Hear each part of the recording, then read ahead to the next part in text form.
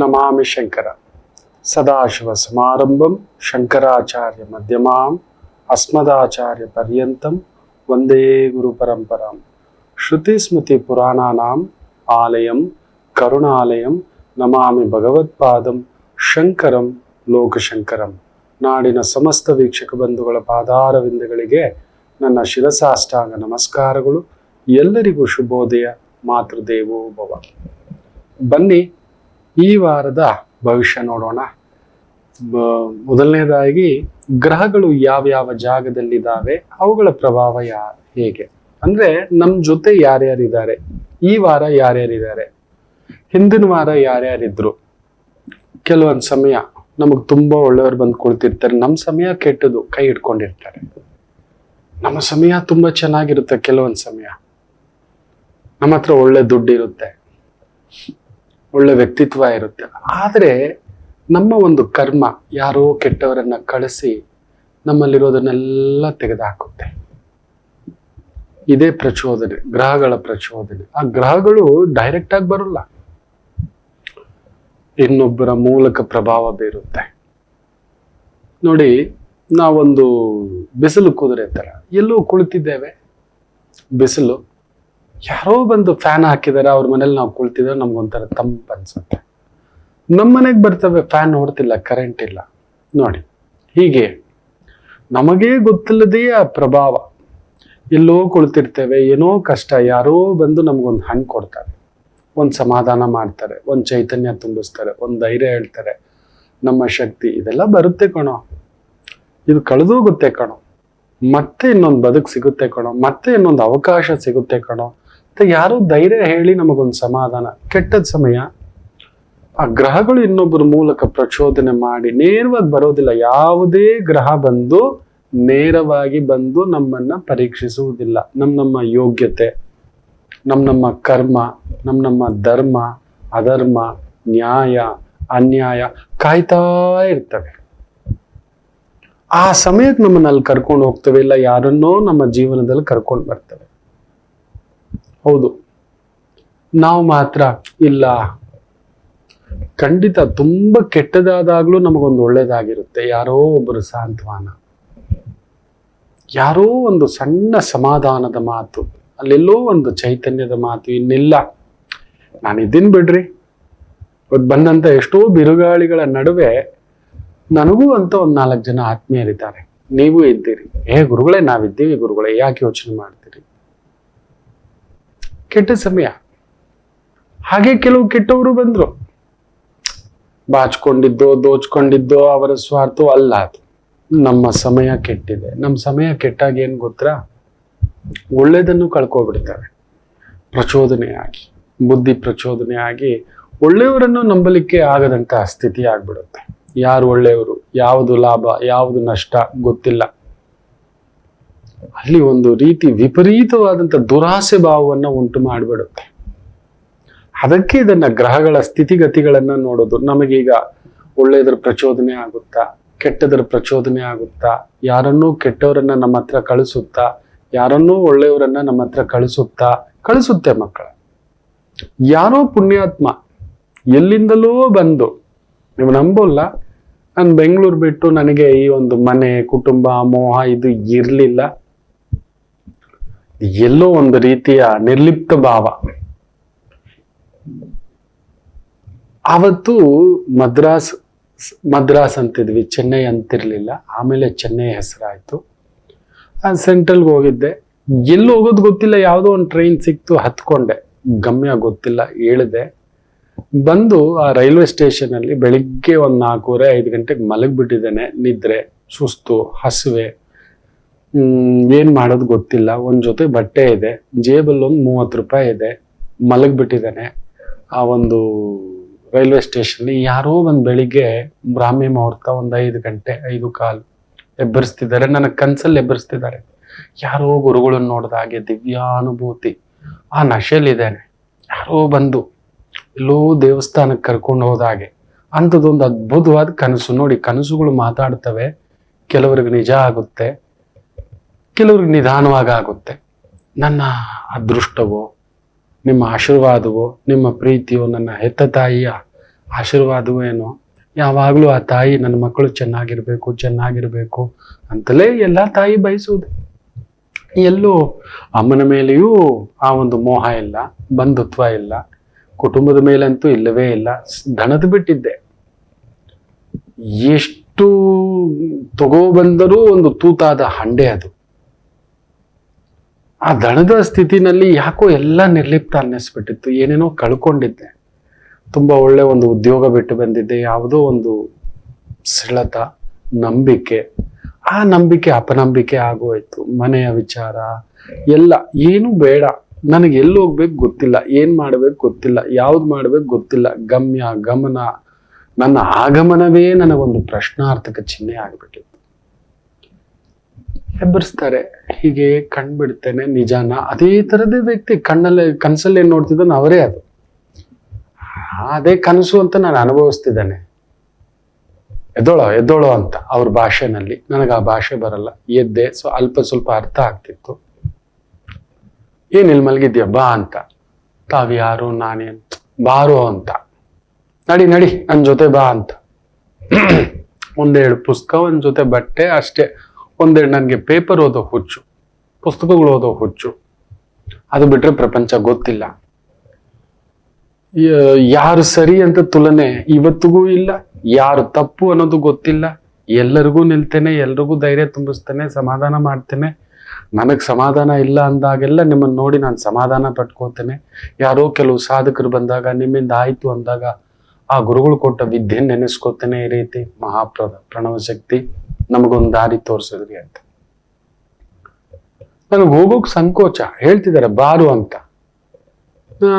ಏನು ಬರುವುದು, ಏನು ತಾವ್ಯಾರು, ಜೇಬಲ್ 30 ರೂಪಾಯಿ ಇಟ್ಕೊಂಡು ಎಲ್ಲಿ ಹೋಗೋದಂತ ಗೊತ್ತಿಲ್ಲದೆ ಬಂದು ಮಲಗಿದ್ಯಲ್ಲ, ಬಾರೋ ನನ್ನ ಜೊತೆ ಅಂತ. ನನಗೆ ಆಶ್ಚರ್ಯ. ಜೇಬಲ್ 30 ರೂಪಾಯಿ ಇಟ್ಕೊಂಡಿರೋದು. ಸೊಂಟದಲ್ಲಿ ಒಂದು ರುದ್ರಾಕ್ಷಿ ಕಟ್ಕೊಂಡಿದೆ, ಯಾರಿಗೂ ಗೊತ್ತಿಲ್ಲ, ಮನೇಲೂ ಗೊತ್ತಿಲ್ಲ. ಸೊಂಟದಲ್ಲಿ ರುದ್ರಾಕ್ಷಿ ಕಟ್ಕೊಂಡು ಅಲ್ಲೇನು ಕಟ್ಕೊಂಡಿದೆ, ಎದೆಲ್ಲಿ ಕಟ್ಕೋಬೇಕಿತ್ತು, ಬಾ ಕರ್ಕೊಂಡೋಗಿ ಬೆಳ್ಳಂಬೆಳಿಗ್ಗೆ ಸ್ನಾನ ಮಾಡಿಸಿ, ವಿಭೂತಿ ಧಾರಣ, ಮಂತ್ರಾನುಷ್ಠಾನ, ಬೆಳ್ಳಂಬೆಳಿಗ್ಗೆ ಆ ಬಿಸಿಯಾದಂಥ ಪೊಂಗಲ್ ನೋಡಿ. ಎಲ್ರಿಗೂ ತುಪ್ಪ ಹಾಕ್ತಿದ್ದಾರೆ, ನನಗೆ ತುಪ್ಪ ಹಾಕ್ಲಿಲ್ಲ, ನಾನು ತುಪ್ಪ ತಿನ್ನಲ್ಲ ಅಂತ. ಪರಮ ಪುಣ್ಯ ಪುರುಷನಿಗೆ ಅವತ್ತಿಗೆ ಗೊತ್ತು ನಾನು ಯಾರು ಗೊತ್ತಿಲ್ಲ, ನನ್ನ ಹೆಸರು ಗೊತ್ತಿಲ್ಲ. ಎಷ್ಟು ಚೆನ್ನಾಗಿ ಹೇಳಿದ್ರು ಅಂದ್ರೆ ಶಂಕರ ಅಂತಾನೆ ಕರೆದಿದ್ದವ್ರು. ಕುತ್ತಿಗೆಯಲ್ಲಿ ಶಂಕರನ್ ಇಟ್ಕೊಳ್ಳೋರು ಸೊಂಟದಲ್ಲಿ ಇಟ್ಕೊಂಡಿದ್ಯೇನೋ, ಬಾರೋ ಶಂಕರ ಅಂತ. ಗ್ರಹಗಳ ಪ್ರಚೋದನೆ. ಗುರು ನನ್ನ ಜಾತಕದಲ್ಲಿ ಚೆನ್ನಾಗಿದೆ, ಗುರು ರೂಪದಲ್ಲಿ ಬಂದು ಈ ರೀತಿ ಹಿಡ್ಕೊಂಡು ಹೋಯ್ತು. ದಿಕ್ಕು ತಪ್ಪಿದ ನಾವಿಕೆಗೆ ಅಲ್ಲಿ ಭಗವಂತನೇ ಕರ್ಕೊಂಡು ಬಂದರ ದಡ ಸೇರಿಸ್ದಾಗೆ. ಅದಕ್ಕೆ ಇವತ್ತಿಗೂ ನಿರ್ಲಿಪ್ತಾನೆ. ಎಷ್ಟೋ ವಿಚಾರಗಳಲ್ಲಿ ಹೀಗೆ ನೋಡ್ತಿರ್ತಾನೆ, ಯಾವುದು ಸರಿ, ನನ್ನ ಆಲೋಚನೆ ಸರಿಯಾ, ಮೊದಲಿದ್ದದ್ದು ಸರಿಯಾ, ಈಗಿರೋದು ಸರಿಯಾ, ಮುಂದಕ್ಕೆ ಹೇಗಿರೋದು ಸರಿ ಅಂತಕ್ಕಂಥದ್ದು. ಅದರಿಂದ ದಯವಿಟ್ಟು ಆಗಾಗ ನಿಮ್ಮ ಬಗ್ಗೆ ತಿಳ್ಕೊಳ್ಳಿ. ನೀವು ಹೋಗ್ತಿರೋ ದಾರಿ ಸರಿಯಾ, ನಿಮ್ಮ ಜೊತೆಲಿರೋರು ಸರಿಯಾ, ಗೊತ್ತೋ ಗೊತ್ತಿಲ್ಲದೆಯೋ ಕರ್ಮ ಕರ್ಕೊಂಡೋಗಿ ಅಲ್ಲಿ ನಿಲ್ಸುತ್ತೆ. ಒಳ್ಳೆ ಕರ್ಮ, ಒಳ್ಳೆ ಕರ್ಮ. ಹಾಗೆ ಕರ್ಮ ಒಳ್ಳೇದೆ, ಯಾವತ್ತೂ ಒಳ್ಳೇದೆ. ನನ್ನ ಕರ್ಮ ಸರಿ ಇಲ್ಲ, ನನ್ನ ಸಮಯ ಸರಿ ಇಲ್ಲ, ನನ್ನ ಆಲೋಚನೆ ಅದಕ್ಕೆ ತಕ್ಕಂಥದ್ದು ಬದಲಾಗಿರುತ್ತೆ. ಹಸಿವೆ ಆದವನಿಗೆ ಊಟ ಇಟ್ಟರೆ ಸಾಕು ಅಂತ ಕಾಯ್ತಿರ್ತಾನೆ, ಯಾವುದೋ ಒಂದು ಊಟ, ಇಂಥದ್ದೇ ಊಟ, ಹೀಗೆ ಊಟ. ನೋಡಿ ಎಷ್ಟೋ ಬಾರಿ ಎಷ್ಟೋ ಕಡೆ ನೋಡಿರ್ತೇವೆ ಪಿಕ್ಚರ್ಗಳಲ್ಲೆಲ್ಲ, ಕಸದ ತೊಟ್ಟಿನಲ್ಲಿ ಊಟ ಬಿಸಾಕಿದ್ರೆ ತಿಂತಿರ್ತಾರೆ. ಅವ್ರಿಗೆ ಊಟ ಅಷ್ಟೇ ಅಲ್ಲಿ ಕಾಣಿಸ್ತಿರೋದು, ಕಸ ಕಾಣಿಸ್ತಿರೋಲ್ಲ. ಅದು ಮಹಾಪ್ರಸಾದವಾಗಿ ಕಾಣಿಸ್ತಿರುತ್ತೆ ಅವರಿಗೆ. ಆಯಾಯ ಭಾವಕ್ಕೆ ತಕ್ಕಂಥದ್ದು ನಮಗೆ ಇದೇನೋ ಇದು ಅಂತೇವೆ. ಭಗವಂತ ಅಲ್ಲೂ ನೋಡಿ ಅವರಿಗೆ ಅದೊಂದು ಮಹಾಪ್ರಸಾದವಾಗಿ ಕಾಣಿಸ್ತಿರುತ್ತೆ. ಹಾಗೆ ಗ್ರಹಗಳ ಈ ಒಂದು ಪರಿಚಯದ ನಮ್ಮನ್ನು ಕರ್ಕೊಂಡು ಹೋಗುತ್ತೆ. ತಿಳ್ಕೊಳ್ಳಿ, ಅವ್ರ ತಪ್ಪು, ಇವ್ರ ತಪ್ಪು, ನಾನೇ ಸರಿ, ನಾನು ತಪ್ಪು ಅಲ್ಲ. ಎಲ್ಲದಕ್ಕೂ ಮೀರಿದಂತ ಒಂದು ವಿಹಿತ ಕರ್ಮ, ಹಿತಕರ್ಮ ಅಂತ ನಮ್ಮನ್ನ ಕಂಟ್ರೋಲಲ್ಲಿ ಇಟ್ಟಿರುತ್ತೆ. ಇವತ್ತೂ ಕೂಡ ಈ ಗುರು ಮೇಷದಲ್ಲಿ ಅದ್ಭುತವಾಗಿದೆ ವಿಶೇಷವಾಗಿ. ಇನ್ನು ರಾಹುಕೇತು ಯಥಾ ಪ್ರಕಾರವಾಗಿ ಮೀನರಾಶಿ ಹಾಗೂ ಕನ್ಯಾ ರಾಶಿಯಲ್ಲಿದ್ದಾರೆ. ಆ ಗುರು ಶುಕ್ರನ್ ಸಾರದಲ್ಲಿ ವೇಗವಾಗಿ ಹೋಗ್ತಿದ್ದಾನೆ. ಭರಣಿ ನಕ್ಷತ್ರದಲ್ಲಿ, ಶನಿ ಚಂದ್ರ ಕುಂಭದಲ್ಲಿ, ಕುಜ ಬುಧ ಸೂರ್ಯ ಮಕರದಲ್ಲಿ, ಶುಕ್ರ ಧನಸ್ಸಿನಲ್ಲಿ ಕುಳಿತಿರತಕ್ಕಂಥದ್ದು. ಗುರುವಿನ ಮನೆಯಲ್ಲಿ ಶುಕ್ರ ಕುಳಿತುಕೊಂಡಾಗ ಸ್ವಲ್ಪ ದಾಹ ಜಾಸ್ತಿ, ಗುರುವಿಗೆ ಮೋಹಪಾಶಗಳು ಜಾಸ್ತಿ ಆಗ್ತವೆ. ಅಂದ್ರೆ ಆ ತರದ ಸ್ಥಾನ, ದೊರೆ ಮಟ್ಟದ ಸ್ಥಾನ, ಈಗೋ ಬಂದ್ಬಿಡುತ್ತೆ. ನಾನೇ ಸರಿ, ನಂದೇ ಸರಿ, ನಾನ್ ಮಾಡೋದ್ ಸರಿ ಅನ್ನತಕ್ಕಂಥ ಭಾವಾರ್ಥಗಳು. ಅದಕ್ಕೆ ತಕ್ಕಂತೆ ಬುದ್ಧಿ ಕೆಡಿಸೋ ಬುಧ ಕುಜನ್ ಜೊತೆನಲ್ಲಿ ಸೂರ್ಯನ ಜೊತೆಲಿ ಕುಳಿತು ಮಕರದಲ್ಲಿ ತ್ರಿಕೋಣ ಗ್ರಹ ಸಂಗಮವಾಗಿ ಕುಳಿತಿರತಕ್ಕಂಥದ್ದು. ಸೊ ಇನ್ನಷ್ಟು ಉತ್ಪ್ರೇಕ್ಷೆಯ ಮಾತುಗಳು, ವಿಚಿದ್ರಕಾರಿ ಶಕ್ತಿಗಳು. ಈ ಎಲೆಕ್ಷನ್ ಬರೋಷ್ಟರಲ್ಲಿ ಏನೇನೋ ನಡೆಯುತ್ತೆ, ನೋಡ್ತೀರಿ. ಈ ಪಾರ್ಟಿ ಆ ಪಾರ್ಟಿ, ಈ ಧರ್ಮ ಆ ಧರ್ಮ, ಈ ಮಾತು ಆ ಮಾತು. ಅವರಿಗೆ ಅವರ ರಾಜಕೀಯ ಬೇಳೆಗಳು ಬೇಯಿಸ್ಕೊಳ್ಳಬೇಕು. ಅದರಿಂದ ಪ್ರಚೋದನೆಗೆ ಒಳಗಾಗಬೇಡಿ ಅಂತಾನೆ ಹೇಳ್ತೇನೆ. ಅದನ್ನ ನೋಡ್ಲೇಬೇಡಿ, ಆ ಥರದ ನ್ಯೂಸ್ಗಳು ನೋಡಬೇಡಿ. ನಾವು ನೋಡಿಲ್ಲ, ನಮ್ಮ ಅನುಭವಕ್ಕೆ ಬಂದಿಲ್ಲ. ಹೌದು, ಮೊನ್ನೆ ಒಬ್ರು ಹೇಳ್ಕೊತಾರೆ ತುಂಬಾ ಕಣ್ಣೀರಿಂದ, ನಮ್ಮ ಮನೆಯವರು ಆ ಥರ ಅಲ್ಲ ಗುರುಗಳೇ, ಆದ್ರೆ ಏನೇನೋ ನ್ಯೂಸ್ಗಳು ಬಂದ್ಬಿಡ್ತು, ಕೆಟ್ಟದಾಗಿ ಬಂತು. ಜೀವನದಲ್ಲಿ ಅವ್ರು ಕುಡ್ದಿದ್ದಿಲ್ಲ, ಮಹಾ ಕುಡ್ಕ, ಅನೈತಿಕ ಸಂಬಂಧ. ಅವ್ರು ನನ್ನ ಜೊತೆಲೇ ಮಾತಾಡ್ತಿರ್ಲಿಲ್ಲ, ತಾವಾಯ್ತು ತಮ್ಮ ಪಾಡಿಗಿದ್ರು. ಅಲ್ಲಿ ಬಂದಂತ ಮಾತುಗಳು ಬೇರೆ, ಜೀರ್ಣಿಸ್ಕೊಳ್ಳಿಕ್ಕೆ ಆಗ್ಲಿಲ್ಲ. ಅದನ್ನ ನೋಡ್ಬೇಡ ಅಂತ ಹೇಳಿದೆ. ಎಷ್ಟು ದಿನ ನಿಮ್ ಬಗ್ಗೆ ಮಾತಾಡ್ತಾರೆ, ಎಷ್ಟು ದಿನ ನ್ಯೂಸ್ ಹಾಕ್ತಾರೆ, ಬಿಟ್ಟು ಬಿಡಿ.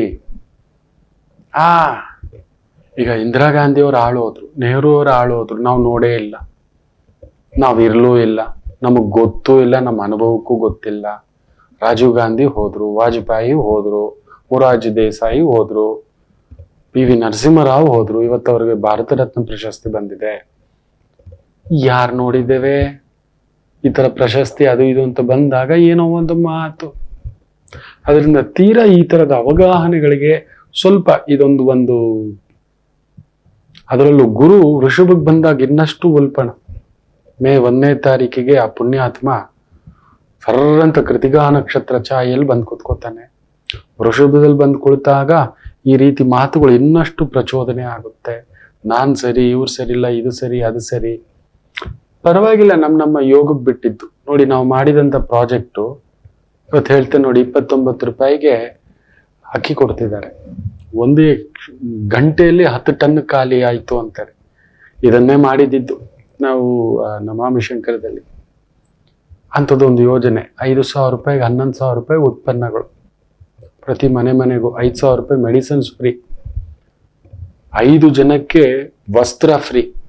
ನೋಡಿ, ಇವತ್ತು ಹೇಳ್ತಿದ್ದಾನೆ, ಬಿಚ್ಚಿ ಹೇಳ್ತಿದ್ದಾನೆ, ಬರೀ 5,000 ರೂಪಾಯಿ ನೀವು ಕೊಡಿ. ಬೇರೆ ಬೇರೆ ಏನೋ ಭಾಗ್ಯ, ಗೃಹ ಭಾಗ್ಯ, ಅಕ್ಕಿ ಭಾಗ್ಯ, ಅನ್ನ ಭಾಗ್ಯ, ಗೃಹಲಕ್ಷ್ಮಿ ಭಾಗ್ಯ, ಪೆನ್ಷನ್ ಭಾಗ್ಯ, ಆ ಸ್ಕೀಮ್ ಭಾಗ್ಯ ಅಂತಿದ್ದೀರಲ್ವ, ಅದೆಲ್ಲ ಸೇರಿಸಿ ಆಮೇಲೆ ನೀವು ಖರ್ಚು ಮಾಡೋ ಆ ಪಕ್ಷದವ್ರಿಗೆ ಹೇಳಿದ್ದು, ZP ಎಲೆಕ್ಷನ್ ಬರುತ್ತೆ, ಗ್ರಾಮ ಪಂಚಾಯತಿ ಎಲೆಕ್ಷನ್ ಬರುತ್ತೆ, ಕೌನ್ಸಿಲರ್ ಎಲೆಕ್ಷನ್ ಬರುತ್ತೆ, MLC ಎಲೆಕ್ಷನ್ ಬರುತ್ತೆ, MLA ಎಲೆಕ್ಷನ್ ಬರುತ್ತೆ, MP ಎಲೆಕ್ಷನ್ ಬರುತ್ತೆ, ರಾಜ್ಯಸಭಾ ಎಲೆಕ್ಷನ್ ಬರುತ್ತೆ, 7 ರೀತಿ ಎಲೆಕ್ಷನ್ಗಳು. ಅದಕ್ಕೆ ನೀವು ಒಬ್ಬೊಬ್ರಿಗೆ ಖರ್ಚು ಮಾಡೋದ್ ಲೆಕ್ಕ ಹಾಕೊಳ್ಳಿ. ನೀವು ತಗೊಂಡ್ರೆ ಎಲ್ಲಿಗೋ ಬ್ಯಾನರ್ ಕಟ್ಟೋದ್ರಿಂದ ಹಿಡಿದು, ಬೂತಿಂದ ಹಿಡಿದು, ಇನ್ನೊಂದರಿಂದ ಹಿಡಿದು, ಒಂದೊಂದು ಕುಟುಂಬಕ್ಕೆ ನೀವು ಕಡಿಮೆ ಅಂದ್ರೆ ಒಂದೊಂದು ಓಟು 1 ಲಕ್ಷ ಖರ್ಚು ಮಾಡ್ತೀರಿ. 5,000 ರೂಪಾಯಿ ಒಂದು ಕುಟುಂಬಕ್ಕೆ ಅಂದ್ರೆ 5 ವರ್ಷಕ್ಕೆ ನೀವು 3 ಲಕ್ಷ ಖರ್ಚು ಮಾಡ್ತೀರ ಅಷ್ಟೇ. ಇದ್ಯಾವುದು ಬೇಡ. ಪ್ರತಿ ಮನೆಯಲ್ಲೂ ಆರೋಗ್ಯ, ಅತಿ ಮುಖ್ಯವಾಗಿ ಊಟ. 75 kg, 15 kg ಅಕ್ಕಿ, 15 kg ಹಿಟ್ಟು, 15 kg ಬೇಳೆ, ಎಣ್ಣೆ ತುಪ್ಪ ಒಂದು ಬಿಟ್ಟು ಎಲ್ಲ 5,000 ರೂಪಾಯಿ ಮೆಡಿಸಿನ್ ಫ್ರೀ. ಆ 5 ಜನಕ್ಕೆ ವಸ್ತ್ರ ಫ್ರೀ. ಆ ಮನೆಯಲ್ಲಿ ಓದುತ್ತಿರುವ ಮಕ್ಕಳ ವಿದ್ಯಾಭ್ಯಾಸಕ್ಕೆ ಸಂಬಂಧಪಟ್ಟಂತ ವಿದ್ಯಾಭ್ಯಾಸಕ್ಕೆ ಬೇಕಾದ ಪುಸ್ತಕ, ಬ್ಯಾಗು, ಶೂಸು ಎಲ್ಲ ಫ್ರೀ. ಪ್ರತಿ ಮನೆಗೊಂದು ಉದ್ಯೋಗ. ಎಂತ ಒಂದು ಅದ್ಭುತವಾದ ಯೋಜನೆ ಗೊತ್ತಾ? ಅಲ್ಲೂ ಒಂದು ಇವತ್ತು ಮಾತಾಡ್ತಿದಾರಲ್ವಾ, ಕಮಿಷನು ಗಿಮಿಷನು ಇದೆಲ್ಲ ಬಂದು ಕುತ್ಕೊಂತು ಕಟ್ಟ ಕಡೆಯದಾಗಿ. ಇಲ್ಲಿ ಸರಿ ತಪ್ಪುಗಳ ಭಾಗ ಅಲ್ಲ. ಯೋಗಿ ಪಡೆದಿದ್ದ ಯೋಗಿಗೆ ನನ್ನ ಉದ್ದೇಶ ಅಲ್ಲಿ ನಾನ್ ತಿನ್ಬೇಕು, ನಾನ್ ಮಾಡ್ಬೇಕು, ನಾನೇ ಬೆಳಿಬೇಕು, ನಾನೇ ಇರಬೇಕು ಅನ್ನತಕ್ಕಂಥ ಉದ್ದೇಶ ಖಂಡಿತ ಇರಲಿಲ್ಲ. ಅಲ್ಲಿ ಇದ್ದಿದ್ದ ಅಷ್ಟೇ. ಇವತ್ತು ಅದನ್ನು ತಗೋ ಬಂದಿದ್ದಾರೆ 29 ರೂಪಾಯಿಗೆ ಅಕ್ಕಿ. ಅಲ್ಲೇ ಬಂತು. ಬೇಳೆ ತಗೋ ಬಂದಿದ್ದಾರೆ, ಅಲ್ಲೇ ಬಂತು. ಇನ್ನೂ ಏನೇನೋ ತಗೋಬರ್ತಾರೆ. ಅದನ್ನ ಹಲವಾರು ರಾಜ್ಯಗಳಲ್ಲಿ ಇಂಪ್ಲಿಮೆಂಟ್ ಮಾಡಿದ್ದಾರೆ, ಅದನ್ನ ತೋರ್ಸ್ಕೊಟ್ಟಿದ್ವಿ. ಈ ತರ 2,500 ರೂಪಾಯಿ ನೀವು ಸ್ಯಾಂಕ್ಷನ್ ಮಾಡಿದ್ರೆ ಪ್ರತಿ ಕುಟುಂಬಕ್ಕೆ ಹೋಗಿ ಸೇರ್ತಿರೋದು 450 ರೂಪಾಯಿ. ಅಪ್ಪ, ಆ ವಸ್ತುಗಳು ಸರಿಯಾಗಿ ತಲುಪ್ತಿಲ್ಲ. ಇದೆಲ್ಲ 7 ಅತ್ಯಮೂಲ್ಯ ಉದ್ದೇಶಗಳನ್ನ ಅಲ್ಲಿಟ್ಟಿದ್ವಿ.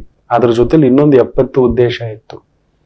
ನನ್ನ ಒಂದು ಏನು ಈ ಒಂದು 27-28 ವರ್ಷದ ವೃತ್ತಿ, ಜನಗಳ ನಡುವೆ ಓಡಾಟ ಸುತ್ತಾಟ, ನೋಡಿದಂತ ಕಷ್ಟ ನಷ್ಟ ಒದ್ದಾಟ, ನನ್ನ ವಿದ್ಯೆ ಮೇಧಸ್ಸು ತಪಸ್ಸಿನ ತರ ಅದರಲ್ಲಿ ಇಳಿದು ಮಾಡಿದಂಥದ್ದು. 5 ವರ್ಷದಲ್ಲಿ ರಾಮರಾಜ್ಯ, ರೋಟಿ ಕಪ್ಪಡ, ಆರೋಗ್ಯ, ಪಡಾಯಿ, ಜಾಬ್. ಬರೀ 25 ಕೋಟಿ ಮನೆಗಳಿಗೆ ತಲುಪಿಬಿಟ್ರೆ ಸಾಕು. 125 ಕೋಟಿ ಮನೆಗಳಿಗೆ ತಲುಪಿಬಿಡ್ತಾರೆ ಕುಟುಂಬ ಜನಗಳಿಗೆ. ಇನ್ನು 10-15 ಕೋಟಿ ಜನ ತುಂಬಾ ಹೈಲಿ ರಿಚ್ಚು, ಅಪ್ಪರ್ ಕ್ಲಾಸು ಇದೆಲ್ಲ ಇದಾರೆ, ಅವ್ರಿಗೆ ಬಿಟ್ಬಿಡಿ. ಇವ್ರಿಗೆ ತಲುಪತಕ್ಕಂಥದ್ದು ಸಮಾಜದ ಮೂಲೆ ಮೂಲೆಗೂ ತಲುಪುತ್ತೆ. ನೀ ಯಾರ ಮನೇಲೂ ಹಸಿವೆ ಅನ್ನೋದಿರಲ್ಲ. ಒಳ್ಳೆ ಮನುಷ್ಯ ಹುಟ್ಟಿದ ಮೇಲೆ ಒಳ್ಳೆ ಊಟ ತಿನ್ಬೇಕು, ಒಳ್ಳೆ ಬಟ್ಟೆ ಹಾಕ್ಬೇಕು, ಒಳ್ಳೆ ಆರೋಗ್ಯದಿಂದ ಇರ್ಬೇಕು. ಯಾವಾಗ ಇದು ಸಿಕ್ಬಿಡುತ್ತೋ ಅವನ ಕಾಯಿಲೆಯೇ ಬರಲ್ಲ. ಹೊಟ್ಟೆ ತುಂಬಾ ಊಟ ಇದೆ, ಪ್ರತಿ ಮನೆಗೊಂದು ಉದ್ಯೋಗ ಇದೆ, ಏನೂ ಇಲ್ಲ. ನಾವೊಂದು ಬಟ್ಟೆ ಕೊಡ್ತೇವೆ ಪ್ರತಿ 3 ತಿಂಗಳಿಗೆ ಇಲ್ಲ 4 ತಿಂಗಳಿಗೆ 5 ಜನಕ್ಕೆ ಒಳ್ಳೆ ಬಟ್ಟೆ ಕೊಡ್ತೇವೆ. ಅದನ್ನ ಹೊಲಿಲಿಕ್ಕೆ ದರ್ಜಿ ಬೇಕು. ಎಷ್ಟು ಟೈಲರ್ಗಳು ಸೃಷ್ಟಿ ಆಗ್ತಾರೆ ಲೆಕ್ಕ ಹಾಕೊಳ್ಳಿ. ಸಪ್ಲೈ ಚೈನ್, ಡೆಲಿವರಿ, ಕ್ಲೀನಿಂಗ್, ಪ್ರತಿ ಮನೆಗೊಬ್ರು ಬೇಕೇ ಬೇಕು. ಡ್ರೈವರ್ ಇಂದ ಹಿಡಿದು, ಕ್ಲೀನರ್ ಇಂದ ಹಿಡಿದು, ಪ್ಯಾಕಿಂಗ್ ಇಂದ ಹಿಡಿದು ಮಾಡಿದಂತ ಅದ್ಭುತವಾದ ಯೋಜನೆ ಇದು.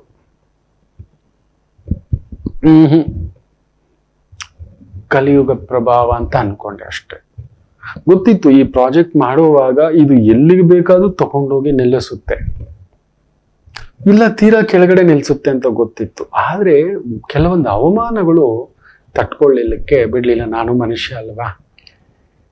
ಕಳೆದುಕೊಂಡಿದ್ದಕ್ಕಿಂತ ಮಾತುಗಳು, ವ್ಯಕ್ತಿಗಳು, ಅವ್ರಿಗೆ ಅದರ ಚಿಂತನೆ ಗೊತ್ತಾಗ್ಲಿಲ್ಲ. ಅವರಿಗೆ ಆ ಲಾಭದ ಬಗ್ಗೆ ಮಾತ್ರ ಇತ್ತು. ಕಲಿಯುಗ ಹಾಗೆಯೇ ಗ್ರಹಗಳ ಪ್ರಭಾವ ಕರ್ಕೊಂಡು ಹೋಗಿ ನಿಲ್ಸುತ್ತೆ. ನಿಜವಾಗ್ಲು ಇದನ್ನ ಇವತ್ತಿಗೂ ನಾನು ಸಿದ್ಧವೇ. ಕರೆದ್ರೆ ನಮ್ ಸರ್ಕಾರ ಇವತ್ತೇನ್ ಪ್ರತಿ ಮನೆಗೂ ಗೃಹಲಕ್ಷ್ಮಿ ಇನ್ನೊಂದು ಅಂತಿದಾರಲ್ವಾ. ಯಾರ ಮನೇಲಿ ಕಣ್ಣೀರಿರಲ್ಲ, ಹಸಿವೆ ಅನ್ನೋದೇ ಇರೋಲ್ಲ. 10 ಟನ್ 1 ಗಂಟೆ ಅಂತಾರಲ್ವಾ, 1,00,000 ಟನ್ ಖಾಲಿ ಮಾಡಿಸ್ಬಲ್ಲೆ, ಕೊಡಿಸ್ಬೋದು, ಮಾಡಬಹುದು. ಉದ್ದೇಶ ಸರಿಯಾಗಿದ್ದರೆ. ದುರುದ್ದೇಶ ಇರ್ಲಿಲ್ಲ ಅಲ್ಲಿ, ಬೇಕಿಲ್ಲ ನಮಗೆ. ಅದನ್ನು ಹೇಳಿದ್ವಿ. ಮೊದಲು 3 ಲಕ್ಷ ಕುಟುಂಬಗಳಿಗೆ ತಲುಪೋಣ, ಆಮೇಲೆ 30 ಲಕ್ಷ, ಆಮೇಲೆ 3 ಕೋಟಿ, ಆಮೇಲೆ ಅದನ್ನ ನೀವೇ ತಗೋಬೇಕು. 3rd ಫೇಸ್ ಬಂದ್ಮೇಲೆ ನಮ್ಮ ಕೈಯಲ್ಲಿ ಆಗೋಲ್ಲ. ಯಾಕಂದ್ರೆ 3 ಕೋಟಿ ಅಂದ್ರೆ 15 ಕೋಟಿ ವ್ಯಕ್ತಿಗಳಿಗೆ ತಲುಪ್ತಿರುತ್ತೆ. 5 ಜನಕ್ಕೆ ಊಟ, ಬಟ್ಟೆ, ಆರೋಗ್ಯ. ನೀವು ನಂಬಲ್ಲ, ಆಸ್ಪತ್ರೆಗಳ ಜೊತೆ ಟೈಅಪ್, ಸರ್ಜರಿ ಫ್ರೀ.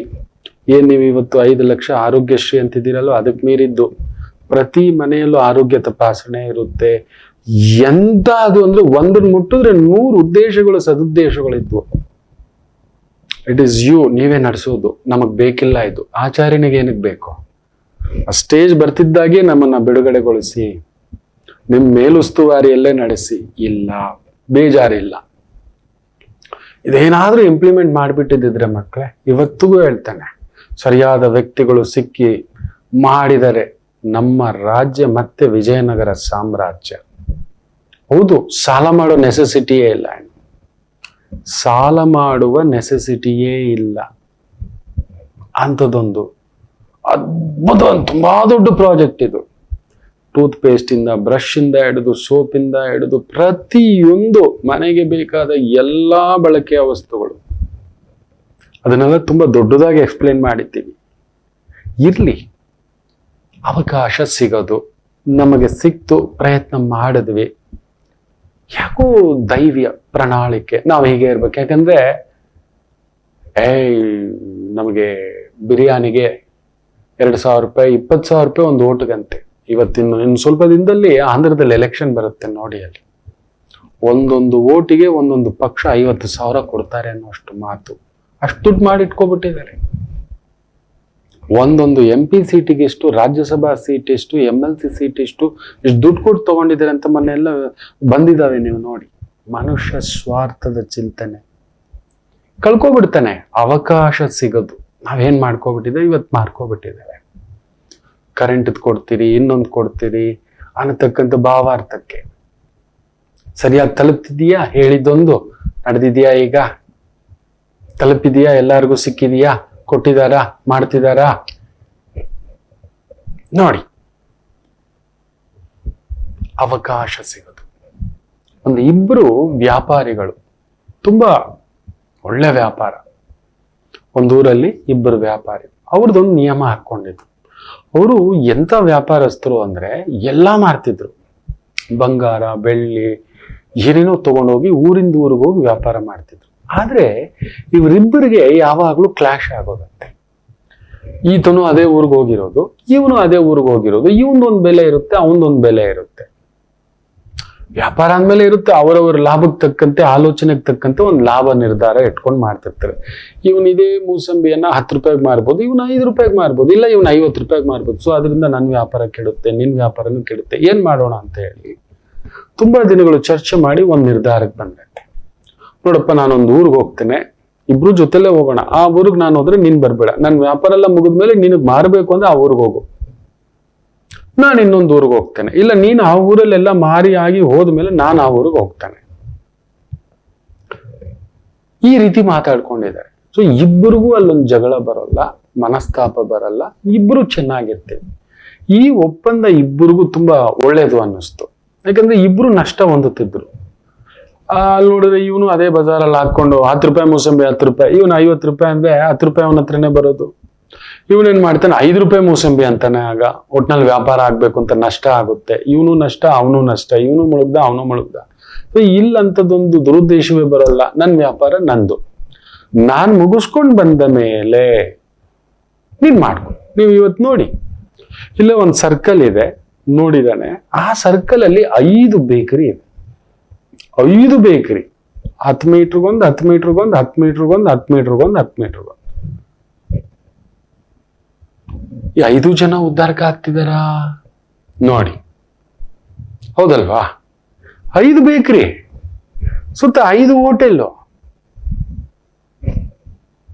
ಇವನು ಪೂರ್ತಿ ತಿಂದಿಲ್ಲ, ಇವನು ಪೂರ್ತಿ ತಿಂದಿಲ್ಲ. ಅಲ್ಲೊಂದು ಬೇಕರಿ ಇದೆ, ಕಾಂಪಿಟೇಟಿವ್ ಆಗಿ ಇನ್ನೊಂದು ಬೇಕರಿ ಇಟ್ಮೇಲೆ ಮುಗೀತು. ನೀನ್ ಯಾಕೆ ಇನ್ನೊಬ್ಬ ಹೋಗಿ ಬೇಕರಿ ಇಡ್ತಿದ್ಯಾ? ಅವನ್ ಬಾಳನ್ನ, ಅವ್ರಿಬ್ರು ಬಾಳನ್ನ ಕಸ್ಕೊಳಕ್ಕೆ, ಬದುಕು ಕಸಿದ್ಕೊಳ್ಳಕ್ಕೆ. ಕಲಿಯುಗ ಪ್ರಭಾವ ಹೀಗೆಯೇ. ಯಾರು ಹಾಳಾದ್ರೇನು, ನನ್ನ ಲಾಭ ನನಗ್ ಬರ್ಬೇಕು ಅನ್ನುವಂತ ಒಂದು ಉದ್ದೇಶ ಬಂದಾಗ ನಾನು ಹಾಳಾದೆ, ಅವನು ಹಾಳಾದ, ಲೋಕವೇ ಹಾಳಾಯ್ತು. ಬದುಕಲು ಬಿಡುವುದಿಲ್ಲ. ಇವತ್ತಿನ ಪ್ರಕೃತಿಯ ನಿಯಮ ಆ ರೀತಿ ಆಗ್ಬಿಟ್ಟಿದೆ ಮಕ್ಕಳೇ. ಎಲ್ಲಾದ್ರೂ ನೋಡಿ ನೀವು, ಹೋಟೆಲ್ಸು, ಇವನು ಹೋಟ್ಲು, ಅವನು ಹೋಟ್ಲು, ಅವನು ಹೋಟ್ಲು ಪಕ್ಕದಲ್ಲೇ ಇದಾವೆ. ಇಲ್ಲೇ ಇಲ್ಲೊಂದು ಸರ್ಕಲ್ ಇದೆ, ಇವನು ಹೋಟ್ಲು ಇಟ್ಟಿದ್ದಾನೆ, ಅವನು ಹೋಟ್ಲು ಇಟ್ಟಿದ್ದಾನೆ, ಎದುರುಗಡೆ ಅವನು ಟೀ ಮಾರ್ತಾನೆ, ಪಕ್ಕದಲ್ಲಿ ಬೇಕರಿ ಅವನು ಟೀ ಮಾರ್ತಿದ್ದಾನೆ. ಅವ್ರ ವ್ಯಾಪಾರ ಅವ್ರಿಗೆ ಆಗುತ್ತೆ ಬಿಡಿ? ಇಲ್ಲ, ಆಗೋಲ್ಲ. ಯಾಕಂದ್ರೆ ಅಲ್ಲೊಂದು ಬಾಡಿಗೆ ವೆಚ್ಚ ಎಲ್ಲ ಇದೆ. ಹಾ, ತುಂಬಾ ರಶ್ ಇದೆ. ಎಸ್, ಅಲ್ಲೊಂದು ಹೋಟ್ಲ್ ಇಡೋದ್ರಲ್ಲಿ ಪರವಾಗಿಲ್ಲ, ಸಿಕ್ಕಾಬಟ್ಟೆ ಜನ ಕ್ಯೂ ನಿಂತು ಬಿಟ್ಟಿದ್ದಾರೆ. ಕೆಲವು ಹೋಟ್ಲುಗಳು ಅದೊಂದು ಅದೃಷ್ಟ. ಸೊ ಅಲ್ಲಿ ಕಾದು ಸಾಕಾಗಿ ಇಲ್ಲಿ ಬಂದು ತಿನ್ನೋಣ ಅಂತ ಬಂದಾಗ ರುಚಿ ಶುಚಿ ಎರಡೂ ಕೊಟ್ಬಿಟ್ಟೆ ಅವ್ನು ಬರ್ತಾನೆ. ಅದನ್ನ ನೋಡ್ದ, ಇನ್ನೊಬ್ಬ ಓಪನ್ ಮಾಡ್ದ, ಇಬ್ಬರು ಬಾಯಿಗೂ ಮಣ್ಣು ಹಾಕ್ದ, ತನ್ನ ಬಾಯಿಗೂ ಮಣ್ಣು ಹಾಕೊಂಡ. ಇವತ್ತದೇ ಆಗ್ತಿರೋದು ನೋಡಿ. ಇಲ್ಲೂ ಕೂಡ ಇವರಿಬ್ಬರು ಈ ತರ ಮಾತಾಡ್ಕೊಂಡು ನಮ್ಮಿಬ್ಬರು ಬಾಯಿಗೂ ಮಣ್ಣು ಹಾಕೋಬಿಡ್ತೀವೋ ಬೇಡ, ಈ ತರ ಮಾಡ್ಕೋಣ ಅಂತ ಹೇಳ್ಬಿಟ್ಟು ಇಬ್ಬರನ್ನು ಯಾರೋ ನ್ಯಾಯಸ್ಥರು, ದೊಡ್ಡವರು, ಅವ್ರ ಮನೆ ಹಿರಿಯರು, ಸ್ನೇಹಿತರು, ಗೆಳೆಯರು ತಿಳಿಸಿದ್ದಾರೆ, ಯೋಚನೆ ಮಾಡಿದ್ದಾರೆ. ಆಹಾ, ಸರಿ ಅಲ್ವಾ, ಇಬ್ಬರು ಬದುಕ್ಬೋದು. ಸರಿ, ಹೀಗೆ ಚೆನ್ನಾಗಿ ನಡೀತಾ ಹೋಗ್ತಿದೆ ವ್ಯಾಪಾರ. ಒಂದು ಬಾರಿ ಹೀಗೆ ಒಂದು ಹಡಗಿನ ಮೂಲಕ ಯಾವುದೋ ಒಂದು ಊರಿಗೆ ಬಂದು ಇಳಿತಾರೆ. ಇವನೊಂದು ಊರಿಗೆ ಹೋಗ್ತಾನೆ, ಇವನೊಂದು ಊರಿಗೆ ಹೋಗ್ತಾನೆ, ಪಕ್ಕದ ಹಳ್ಳಿಗೆ. ಒಬ್ಬ ವ್ಯಾಪಾರಿ ಹೀಗೆ ಮಾರ್ಕೊಂಡು ಬರ್ತಿರ್ಬೇಕಾದ್ರೆ ಒಂದು ತುಂಬಾ ವಯಸ್ಸಾದ ಒಂದು ಅಜ್ಜಿ, ತುಂಬಾ ತೀರಾ ಬಡತನದ ಮನೆ. ಅಲ್ಲೊಂದು ಹೆಣ್ಮಗು, ಅಜ್ಜಿ ನನಗ್ ಬಳೆ ಕೊಡ್ಸು. ವ್ಯಾಪಾರಸ್ಥ ಬಂದಿದ್ದಾನಲ್ವಾ, ಅವನ ಹತ್ರ ಎಲ್ಲಾ ವಸ್ತು, ಬಳೆಯಿಂದ ಹಿಡಿದು ಸೀರೆಯಿಂದ ಹಿಡಿದು ಎಲ್ಲ ಸಿಗ್ತಿದೆ. ಸೊ ಈ ವ್ಯಾಪಾರಸ್ಥ ನೋಡ್ತಿದ್ದಾಗೆ ಆ ಬಳೆಗಳನ್ನ, ಸೀರೆ, ವಸ್ತ್ರವನ್ನ ನೋಡ್ತಿದ್ದಾಗೆ ಆ ಮಗು ವಯಸ್ಸಿಗೆ ಬಂದಿದೆ, ಒಂದು 16-18 ವರ್ಷ. ಅಜ್ಜಿ ಅಜ್ಜಿ ಅಜ್ಜಿ ಅಜ್ಜಿ, ಅಮ್ಮ ಅಪ್ಪ ಇಲ್ಲ, ತೀರಾ ಬಡತನ, ಒಂದು ಸಣ್ಣ ಗುಡಿಸ್ಲು, ಮನೇಲಿ ಪಾಪ ಒಬ್ಬ ಊಟಕ್ಕೆ ಕಷ್ಟ. ನೋಡಿದ್ರೆ ಈ ಮಗು ಗಲಾಟೆ, ಅಜ್ಜಿ ಅಜ್ಜಿ ಅಂತ. ಆ ವಯಸ್ಸಿಗೆ ಬರೋದು ಅದು ಸಹಜ, ಆಸೆ. ನಾವೇನ್ ಗೊತ್ತಾ, ನಮ್ಮ ಮಕ್ಕಳು ಆಸೆ ಪಟ್ಟಿದ ತಕ್ಷಣ ಸುಮ್ಮನಿರು, ಇನ್ನೊಮ್ಮೆ ಕೊಡಿಸ್ತೇವೆ ಅಂತ ಹೇಳ್ಬೇಕು ನಾವು. ಕೆಟ್ಟದಾಗ ಮಾತಾಡಬಾರ್ದು. ಬೇರೆ ನಮ್ಮ ಕಷ್ಟಗಳನ್ನ ಮಾತಾಡಬಾರ್ದು, ನಮ್ಮ ದುಃಖಗಳನ್ನ, ನೋವುಗಳನ್ನ, ಅವಮಾನಗಳನ್ನ ಮಕ್ಕಳ ಮುಂದ್ಗಡೆ ಆಗಿ ಮಾತಾಡಬಾರ್ದು, ತಪ್ಪು. ನೋಡಿ, ಅಜ್ಜಿಯಲ್ಲಿ ಅಂಥದ್ದೊಂದು ಪ್ರಬುದ್ಧತೆ ಇತ್ತು. ಮಗ ಸೀರೆ ಬಳೆನ ಇರು, ನಾನು ಬಂದು ನೋಡ್ತೀನಿ. ನೋಡಿದ್ಲು, ಗೊತ್ತಾಯ್ತು ಬೆಲೆ ಜಾಸ್ತಿ, ತಮ್ಮ ಹತ್ರ ಏನೂ ಇಲ್ಲ, ಹೇಗೆ ಹೊಂದ್ಸೋದು ಕಷ್ಟ. ಅದಕ್ಕೆ ಈಗ ಮಾಘ ಮಾಸ, ಚೈತ್ರ ಮಾಸಕ್ಕೆ ಇನ್ನೂ ಬರುತ್ತೆ, ಅದಕ್ಕಿಂತ ಒಳ್ಳೇದು ಬರುತ್ತೆ, ಹಾಕಿ ಕೊಡಿಸ್ತೀನಿರು ಅಂತ ಹೇಳ್ತು. ಈ ಮಗುಗೆ ಅದನ್ನ ತಗೊಳ್ಳೋ ಶಕ್ತಿ ಇಲ್ಲ. ಅಜ್ಜಿ ನಂಗೆ ಈಗಲೇ ಬೇಕು, ನಾನು ಯಾರು ಕಾಯೋದು ಇನ್ನೊಂದು 3 ತಿಂಗಳಿಗೆ, ನೋಡಜ್ಜಿ ಹಾಗೆ ಹೀಗೆ. ಏನ್ ಮಾಡೋದು ಗೊತ್ತಾಗ್ಲಿಲ್ಲ ಅಜ್ಜಿಗೆ. ತಡ್ಕಾಡ್ತು ಮನೆಯೆಲ್ಲ. ನೋಡಿದ್ರೆ ಒಂದು ಪಾತ್ರೆಗಳ ಗಂಟಿತ್ತು, ದೊಡ್ಡ ಪಾತ್ರೆಗಳ ಗಂಟು. ಅದ್ರಲ್ಲಿ ಹುಡುಕಾಡ್ತಾ ಹಳೆ ಪಾತ್ರೆಗಳು, ಒಂದು ತಟ್ಟೆ ಚೆನ್ನಾಗಿತ್ತು, ದೊಡ್ಡದಾದಂಥ ಹರಿವಾಣ. ಸರಿ ತಗೊಂಡ್ ಬಂದು, ಧೂಳು ಅದು ಇದು ಕಪ್ಪಗೆ ಮೆತ್ಬಿಟ್ಟಿದೆ, ಯಾವಾಗಿನ ಕಾಲದ್ದು ಪಾಪ. ಅಜ್ಜಿ ಮೂಟೆ ಕಟ್ಟಿ ಎತ್ತಿಟ್ಟಿದ್ದು ತಗೊಬಂದು ಅವನ ಕೈ ಕೊಡ್ತು. ಕೊಟ್ಟುಬಿಟ್ಟು, ನೋಡಪ್ಪ ನನ್ನ ಹತ್ರ ದುಡ್ಡಿಲ್ಲ, ನನ್ನ ಮೊಮ್ಮಗಳು ಒಂದ್ ಸ್ವಲ್ಪ ಬಳೆ ಕೇಳ್ತಿದ್ದಾಳೆ, ಆ ಒಂದು ರವಿಕೆ ಚೌಕ ಕೇಳ್ತಿದ್ದಾಳೆ, ಸ್ವಲ್ಪ ನೋಡ್ಬಿಟ್ಟು ಕೊಡ್ತೀಯಾ, ಇದಕ್ಕೆ ಬೆಲೆಗೆ ತಕ್ಕಂತೆ ಒಂದ್ ಸ್ವಲ್ಪ ನೋಡು ಒಂದು. ಇವನು ತಗೊಂಡ, ಎಷ್ಟಾದ್ರೂ ವ್ಯಾಪಾರಿ, ಲಾಭಕ್ಕೆ ನೋಡೋದು. ನೋಡ್ದ, ಈ ತಟ್ಟೆಗೇನು ಬರಲ್ಲ ಅಜ್ಜಿ, ಇದನ್ನೇನ್ ಕೊಡೋದು ಅಂತ. ನೋಡಪ್ಪ ಅಂತ. ಸರಿ, ಧೂಳಾಗಿದೆಯಲ್ಲ ಅಂತ ಹೇಳ್ಬಿಟ್ಟು ಹೀಗೆ ಒರೆಸ್ತಾ ನೋಡ್ತಾನೆ, ಪಳಪಳ ಅಂತಿದೆ. ಕುತ್ಕೋ ಅಜ್ಜಿ ಅಂತ ಹೇಳ್ಬಿಟ್ಟು ಒಂದ್ ಸ್ವಲ್ಪ ಕುಡಿಲಿಕ್ಕೆ ಕೊಟ್ಬಿಟ್ಟು ಅವನ ಹತ್ರ ಇದ್ದಂತೆ ಯಾವುದು ಪರೀಕ್ಷಾ ದ್ರವಣ ಹಾಕ್ತಾನೆ. ಗೊತ್ತಾಗ್ಬಿಡ್ತು, ಬಂಗಾರ, ಅಪ್ಪಟ ಬಂಗಾರ, ಹಳೆಯ ಬಂಗಾರ. ಆಂಟಿಕ್ ತಟ್ಟೆ ಇದು. ಇವರಿಗೆ ಮೂರ್ಖರು, ಇದರ ಬೆಲೆ ಗೊತ್ತಿಲ್ಲ, ಇದ್ರ ಯೋಗ್ಯತೆ ಗೊತ್ತಿಲ್ಲ, ಯೋಗ್ಯತೆ ಇಲ್ದವ್ರ ಮನೆಗೆ ಬಂದು ಈ ತಟ್ಟೆ ಸೇರಿದೆ, ದಡ್ರು ಇವ್ರು ಅಂತ ಹೇಳ್ಬಿಟ್ಟು ಯೋಚನೆ ಮಾಡಿದ. ದುರಾಸೆ ಬಂದ್ಬಿಡ್ತು. ಯಾಕಂದ್ರೆ ಅವನು ಗೊತ್ತಾಗ್ಬಿಡ್ತು, ಈ ತಟ್ಟೆಗೆ ಬೆಲೆ ಕಟ್ಟೋಕ್ಕಾಗಲ್ಲ ಅಂತ. ತುಂಬಾ ಪುರಾತನವಾದಂತ ಒಂಥರ ಆಂಟಿಕ್ ವಸ್ತು ಅಂತೀವಲ್ವಾ, ಆ ರೀತಿ. ನನ್ನ ಹತ್ರನೂ ಯಾರೋ ಒಬ್ರು ಪುಣ್ಯಾತ್ಮರು ಕೊಟ್ಟಿದ್ದಾರೆ ಒಂದು ರುದ್ರಾಕ್ಷಿ. ತುಂಬಾ ಒಂದು 150-160 ವರ್ಷದ ಹಿಂದಿನದ್ದು, ಒಂದು ಸರ್ಟಿಫೈಡ್ ಮಾಡಿಕೊಟ್ಟಿರ್ತಕ್ಕಂಥದ್ದು, ಮಹಾರಾಜರು ಧರಿಸಿರ್ತಕ್ಕಂಥ ಒಂದು ಮಾಲೆ ಅಂತ ಇಟ್ಟಿದ್ದಾನೆ. ಹಾಗೆ ಯಾವಾಗ್ಲಾದ್ರೂ ವಿಶೇಷ ಸಂದರ್ಭಗಳಲ್ಲಿ ಅದನ್ನು ಧರಿಸ್ತಾನೆ ಪುಣ್ಯಾತ್ಮರು. ಅವ್ರು ತಂಪಾಗಿರ್ಲಿ, ಅವ್ರ ಕೆಲಸ ಆಗಿದೆ, ಖುಷಿಯಿಂದ ಇಲ್ಲ ಗುರುಗಳೇ ನಿಮ್ಮಂಥವ್ರು ಧರಿಸ್ಬೇಕು, ನಿಮ್ಮಂಥವ್ರ ಹತ್ರ ಇರಬೇಕು ಅಂತ ಕೊಟ್ಟಿರ್ತಕ್ಕಂಥದ್ದು. ನನ್ನ ಪುಣ್ಯ, ಬೆಲೆ ಕಟ್ಟಕ್ಕಾಗಲ್ಲ ಅದು, ನಿಜ ಹೇಳ್ಬೇಕು ಅಂದ್ರೆ.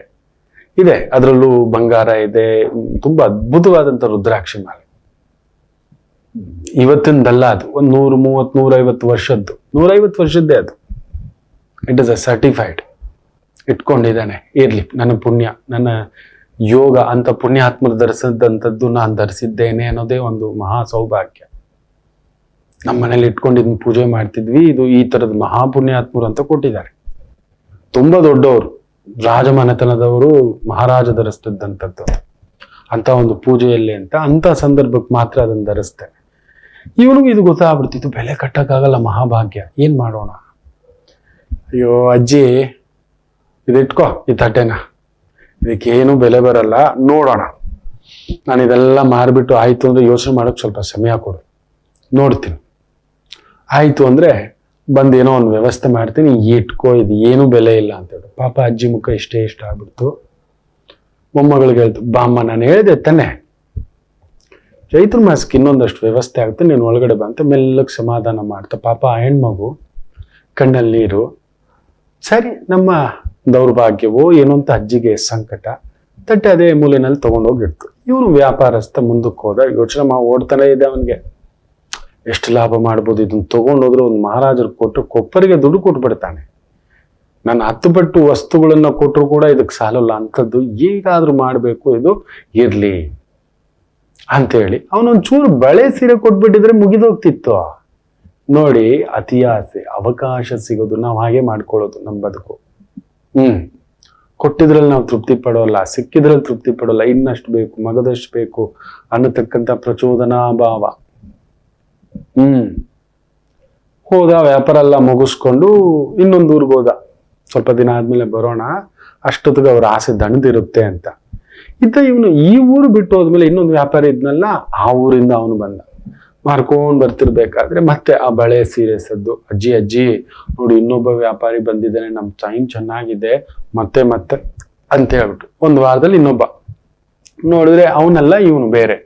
ಸರಿ ಆಗ್ಲಿ ಅಂತೇಳಿ ಆ ತಟ್ಟೆ ತಗೊಬಂದು ಅದೇ ಅಜ್ಜಿ ಕೊಡ್ತು. ನೋಡಪ್ಪ, ನನ್ನ ಮೊಮ್ಮಗಳಿಗೆ ಒಂದ್ ಸ್ವಲ್ಪ ಸೀರೆ ಬಟ್ಟೆ ಬಳೆ ಬೇಕಿತ್ತು, ನೋಡು ಇದಕ್ಕೇನ್ ಬೆಲೆ ಬರುತ್ತೋ ನೋಡ್ಬಿಟ್ಟು ಅಂತ ತಗೊಂಡ. ಹೀಗಂತಾನೆ ಅವನ ಹತ್ರನೂ ಒಂದು ದ್ರವಣ ಇತ್ತು.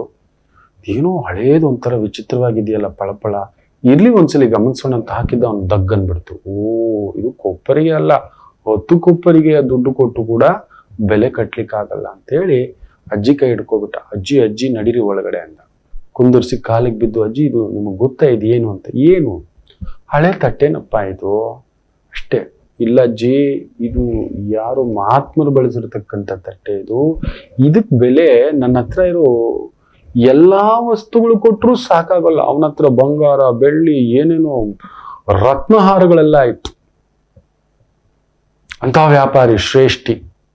ವಜ್ರ ವೈಡೂರ್ಯಗಳ ಹಾರಗಳು, ತುಂಬಾ ದೊಡ್ಡದಾದಂತ ರೇಷ್ಮೆ ಸೀರೆಗಳು. ನೋಡಿ, ನಾವು ಸೀರೆ ಉಡ್ತೇವೆ, ಕೆಲವೊಂದು ಸಿಲ್ಕ್ ಹೌಸ್ ಇದೆ, ನೀವು ಹೋಗಿ ನೋಡಿ. 20 ಲಕ್ಷದ ಸೀರೆ ಇದೆಯಪ್ಪ, 50 ಲಕ್ಷದ ಸೀರೆ ಇದೆಯಪ್ಪ, ಕೋಟಿ ರೂಪಾಯಿ ಸೀರೆ ಇದೆಯಪ್ಪ, ಬಂಗಾರದ ಸೀರೆ ಇದಾವೆ. ನನಗದು ಗೊತ್ತೇ ಇರಲಿಲ್ಲ, ಬಂಗಾರದಲ್ಲೂ ಸೀರೆ ನೇಯ್ತಾರ ಅಂತ. ಇದ್ದಾರೆ, ಪುಣ್ಯಾತ್ಮರಿದ್ದಾರೆ. ಅನ್ನಪೂರ್ಣಮ್ಮ ಇದ್ದಾರೆ, ಅವ್ರ ಮನೆತನ ನಾನು ನೋಡಿದ್ದೇನೆ. ಆ ಮಹಾದೇವಿ ಕಾಮಾಕ್ಷಿಯನ್ನ ಮಾಡಿಕೊಟ್ಟಿರ್ತಕ್ಕಂಥ ಕುಟುಂಬ. ಆ ತಾಯಿಗೆ, ಆ ಹಿರಿಯರಿಗೆ, ಆ ಮನೆತನಕ್ಕೆ ನಂದು ತುಂಬಾ ದೊಡ್ಡ ಋಣ ಇದೆ. ನಮಸ್ತೆ. ಇರ್ಲಿ ಅಜ್ಜಿ, ಅದರಿಂದ ಕ್ಷಮಿಸ್ಬಿಡಿ, ನನಗೆ ತಗೊಳ್ಳೋ ಯೋಗ್ಯತೆ ಇಲ್ಲ ಈ ತಟ್ಟೆ. ನಾನು ಸ್ವಲ್ಪ ಸಮಯ ಕೊಟ್ರೆ ಬೇರೆ ಯಾರಾದ್ರೂ ವಿಚಾರ. ಅಯ್ಯೋ, ಯಾರೋ ಬಂದಿದ್ದಪ್ಪ, ಇದಕ್ಕೇನು ಬೆಲೆ ಇಲ್ಲ ಅಂದ. ನೀನ್ ನೋಡಿದ್ರೆ ಹೆಂಗೆ ಹೇಳ್ತೀಯ, ನೀನೇ ಯಾಕೋ ತಮಾಷೆ ಮಾಡ್ತೀಯ ಅಂತ. ಹಾಗೆ ನಮ್ ಯೋಗ್ಯತೆಗೆ ಮೀರಿ ಯಾರ್ದು ಕೆಲವೊಮ್ಮೆ ಮಾತಾಡಿದಾಗ ನಮ್ಗೆ ಅದು ಅನುಭವಕ್ಕೂ ಬರಲ್ಲ. ಇದು ನಿಜಾನ, ನಾವ್ ಹೀಗೇನಾ, ನಮ್ಮದೇನಾ ಅನ್ನತಕ್ಕಂಥ ಭಾವಾರ್ಥ ಅನ್ಸುತ್ತೆ. ಸುಮ್ನಿರಜ್ಜಿ, ನಾನು ಸುಳ್ಳು ಹೇಳ್ತಿಲ್ಲ. ಅವನಿ ಮಾತು ಯಾಕೆ ಕೇಳ್ತೀರಿ? ಯಾರೋ ನಿಮ್ಗೆ ತಪ್ಪಾಗಿ ಹೇಳಿದ್ದಾರೆ. ಒಂದ್ ಕೆಲ್ಸ ಮಾಡಿ, ನನ್ನ ಹತ್ರ ಇರೋದೆಲ್ಲ ಕೊಟ್ಬಿಡ್ಲಾ ಅಂತಾನೆ. ವಜ್ರ ವೈಡೂರ್ಯಗಳು ಏನೇನೋ ಇದೆ, ಮುತ್ತು ಮಾಣಿಕ್ಯಗಳ ಮಾಲೆಗಳು, ಎಂತೆಂಥದ್ದು. ಅಜ್ಜಿಗೆ ನಂಬ್ಲಿಕ್ಕೆ ಆಗ್ತಿಲ್ಲ. ಇಲ್ಲಪ್ಪ, ನೀನ್ ಇರು ಅಜ್ಜಿ ಅಂತ ಹೇಳ್ದ. 100 ಸೇವಕರು ಎಲ್ಲಾನು ಕರೆದ. ಎಲ್ಲ ವಸ್ತುವನ್ನ ಅಲ್ಲೇ ದೊಡ್ಡದಾದಂತ ಎದುರುಗಡೆ ಅರಮನೆ, ಆತನ ಹತ್ರ ಹೋದ. ಇದ್ರ ಬೆಲೆ ಎಷ್ಟು ಅಂತ ಅವನು ಒಂದ್ ಬೆಲೆ ಹೇಳ್ದ. ನಂಗೆ ಮಾರಾಟಕ್ಕೆ ಇಟ್ಟಿದ್ದೆ, ನೀವೇನ್ ಬಂದ್ ಕೇಳ್ತಿದ್ರಿ? ಈ ಊರ್ನವ್ರಲ್ಲ. ಇಲ್ಲ, ನನಗ್ ಬೇಕು, ಈ ಊರ್ನವ್ರಿಗೆ ಬೇಕು. ಇದ್ರ ಬೆಲೆ ಎಷ್ಟು ಹೇಳಿ, ಎಷ್ಟಾದ್ರೂ ಕೊಡ್ತೀನಿ ಅಂದ್ರೆ ಅವನೊಂದ್ ಬೆಲೆ ಹೇಳ್ದ. ಇವನು ಅಲ್ಲೇ ದುಡ್ಡು ಕೊಟ್ಟು ಕೊಂಡುಕೊಂಡು ಅಜ್ಜಿ ಮೊಮ್ಮಗಳನ್ನ ಕರೆದು, ನೋಡಜ್ಜಿ, ಈ ಮನೆ ನಿಮ್ಮದಿನ್ನು, ಈ ಎಲ್ಲಾ ವಸ್ತುಗಳು ಇದ್ರಲ್ಲಿ ತುಂಬಿಸ್ತೀನಿ. ನನ್ನ ಕೆಲಸದವ್ರನ್ನು, ಆ 100 ಜನರನ್ನು ಇನ್ನು 100 ವರ್ಷ ಕೆಲಸ ಮಾಡಿದ್ರು ಅವ್ರಿಗೆ ಸಂಭಾವನೆ ಈಗಲೇ ಕೊಟ್ಬಿಟ್ಟಿದ್ದಾನೆ. ಅವನ ಹತ್ರ ಅಂಥದ್ದೊಂದು ಕೊಪ್ಪರಿಗೆ ಎಷ್ಟು ಆ ವಜ್ರ ವೈಡೂರ್ಯ ಮಾಣಿಕ್ಯಗಳು ತಗೊಬಂದ್ ವ್ಯಾಪಾರ. 100 ಜನ ಭಟ್ರನ್ನೆಲ್ಲ ಇಟ್ಕೊಂಡಿದ್ದ, ಸೇವಕರು ಎಲ್ಲರನ್ನೂ ಕೊಟ್ಟು ಬಿಡ್ತಾನೆ. ನೀವು ನಂಬಲ್ಲ. ಇದೊಂದು ತಟ್ಟೆ ಸಾಕಜ್ಜಿ ಅಂದ್ರೆ ಅಜ್ಜಿಗೆ ನಂಬ್ಲಿಕ್ಕೆ ಆಗ್ತಿಲ್ಲ. ಏನಪ್ಪ ಮಾತಾಡ್ತೀಯ ಅಂತ. ಅಜ್ಜಿ, ಅವಕಾಶ ಸಿಗುದು ಅಜ್ಜಿ, ಇಂಥ ಒಂದು ಪುಣ್ಯ ನನಗೆ ಇಂಥದ್ದು ಸಿಕ್ಕಿದೆ ಅಂದ್ರೆ ನಿಮಗ್ ಗೊತ್ತಿಲ್ಲ. ಇದೇ ಸತ್ಯ. ನೀವು ಇನ್ಮೇಲೆ ದೊಡ್ಡ ಬಂಗ್ಲೆ ಕ್ಷಣ ಮಾತ್ರದಲ್ಲಿ ನೋಡಿ ಅವಕಾಶ.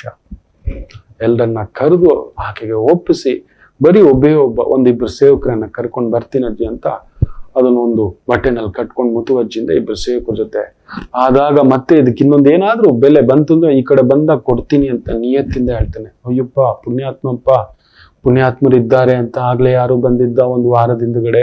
ಇದಕ್ಕೆ ಏನೇನೋ ಬೆಲೆ ಇಲ್ಲ ಅಂತ ಹೇಳ್ದ. ನೀನ್ ನೋಡಿದ್ರೆ ಈಗ ಹೇಳ್ಬಿಟ್ಟು ಕೊಡ್ತಿದ್ಯಾ, ಮತ್ತೆ ಚೆಕ್ ಮಾಡಪ್ಪ, ಮತ್ತೆ ನೋಡ್ಕೊಕ್ ಬಂದೆ. ಇಲ್ಲ ಅಜ್ಜಿ, ಇದು ಸತ್ಯ, ನಾನ್ಯಾಕೆ ಸುಳ್ಳು ಹೇಳಿ, ನಾನ್ ಚೆನ್ನಾಗಿದ್ದೇನೆ ಇದರಿಂದಲೇ ಅಂತ ತೃಪ್ತಿಯಾಗಿ ಆ ತಟ್ಟೆ ತಗೊಂಡು ಹೋದ. ಅಜ್ಜಿ ತುಂಬಾ ಖುಷಿಯಿಂದ ಆತನಿಗೆ ಏನೇನೋ ವಿಶೇಷವಾದ ಅಡಿಗೆ ಮಾಡಿ ಬಡಿಸಿ, ಆ ಮಗು ಕೂಡ ನೋಡಿ ಒಂದೇ ಒಂದು ತಟ್ಟೆಯಿಂದ ಅವ್ರ ಬದುಕು ಬಂಗಾರ ಆಗೋಯ್ತು.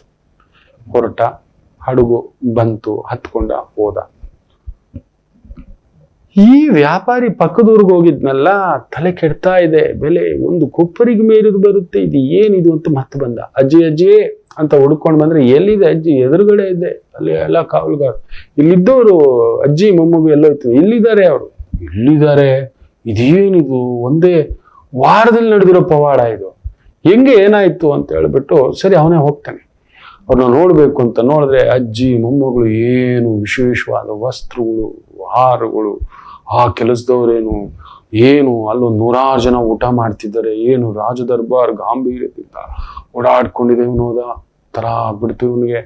ಏನಿದು ಸಾಧ್ಯ ಆಯ್ತು ಅಂತ ಹೇಳ್ಬಿಟ್ಟು, ಅಜ್ಜಿ ನಮಸ್ಕಾರ ಗೊತ್ತಾಯ್ತು ಅಂದ್ರೆ, ಗೊತ್ತಾಯ್ತು ಅಜ್ಜಿಗೆ, ಹೇಳಪ್ಪ ಗೊತ್ತು ಆ ವ್ಯಾಪಾರಿ ಅಲ್ವಾ ಅಂತ.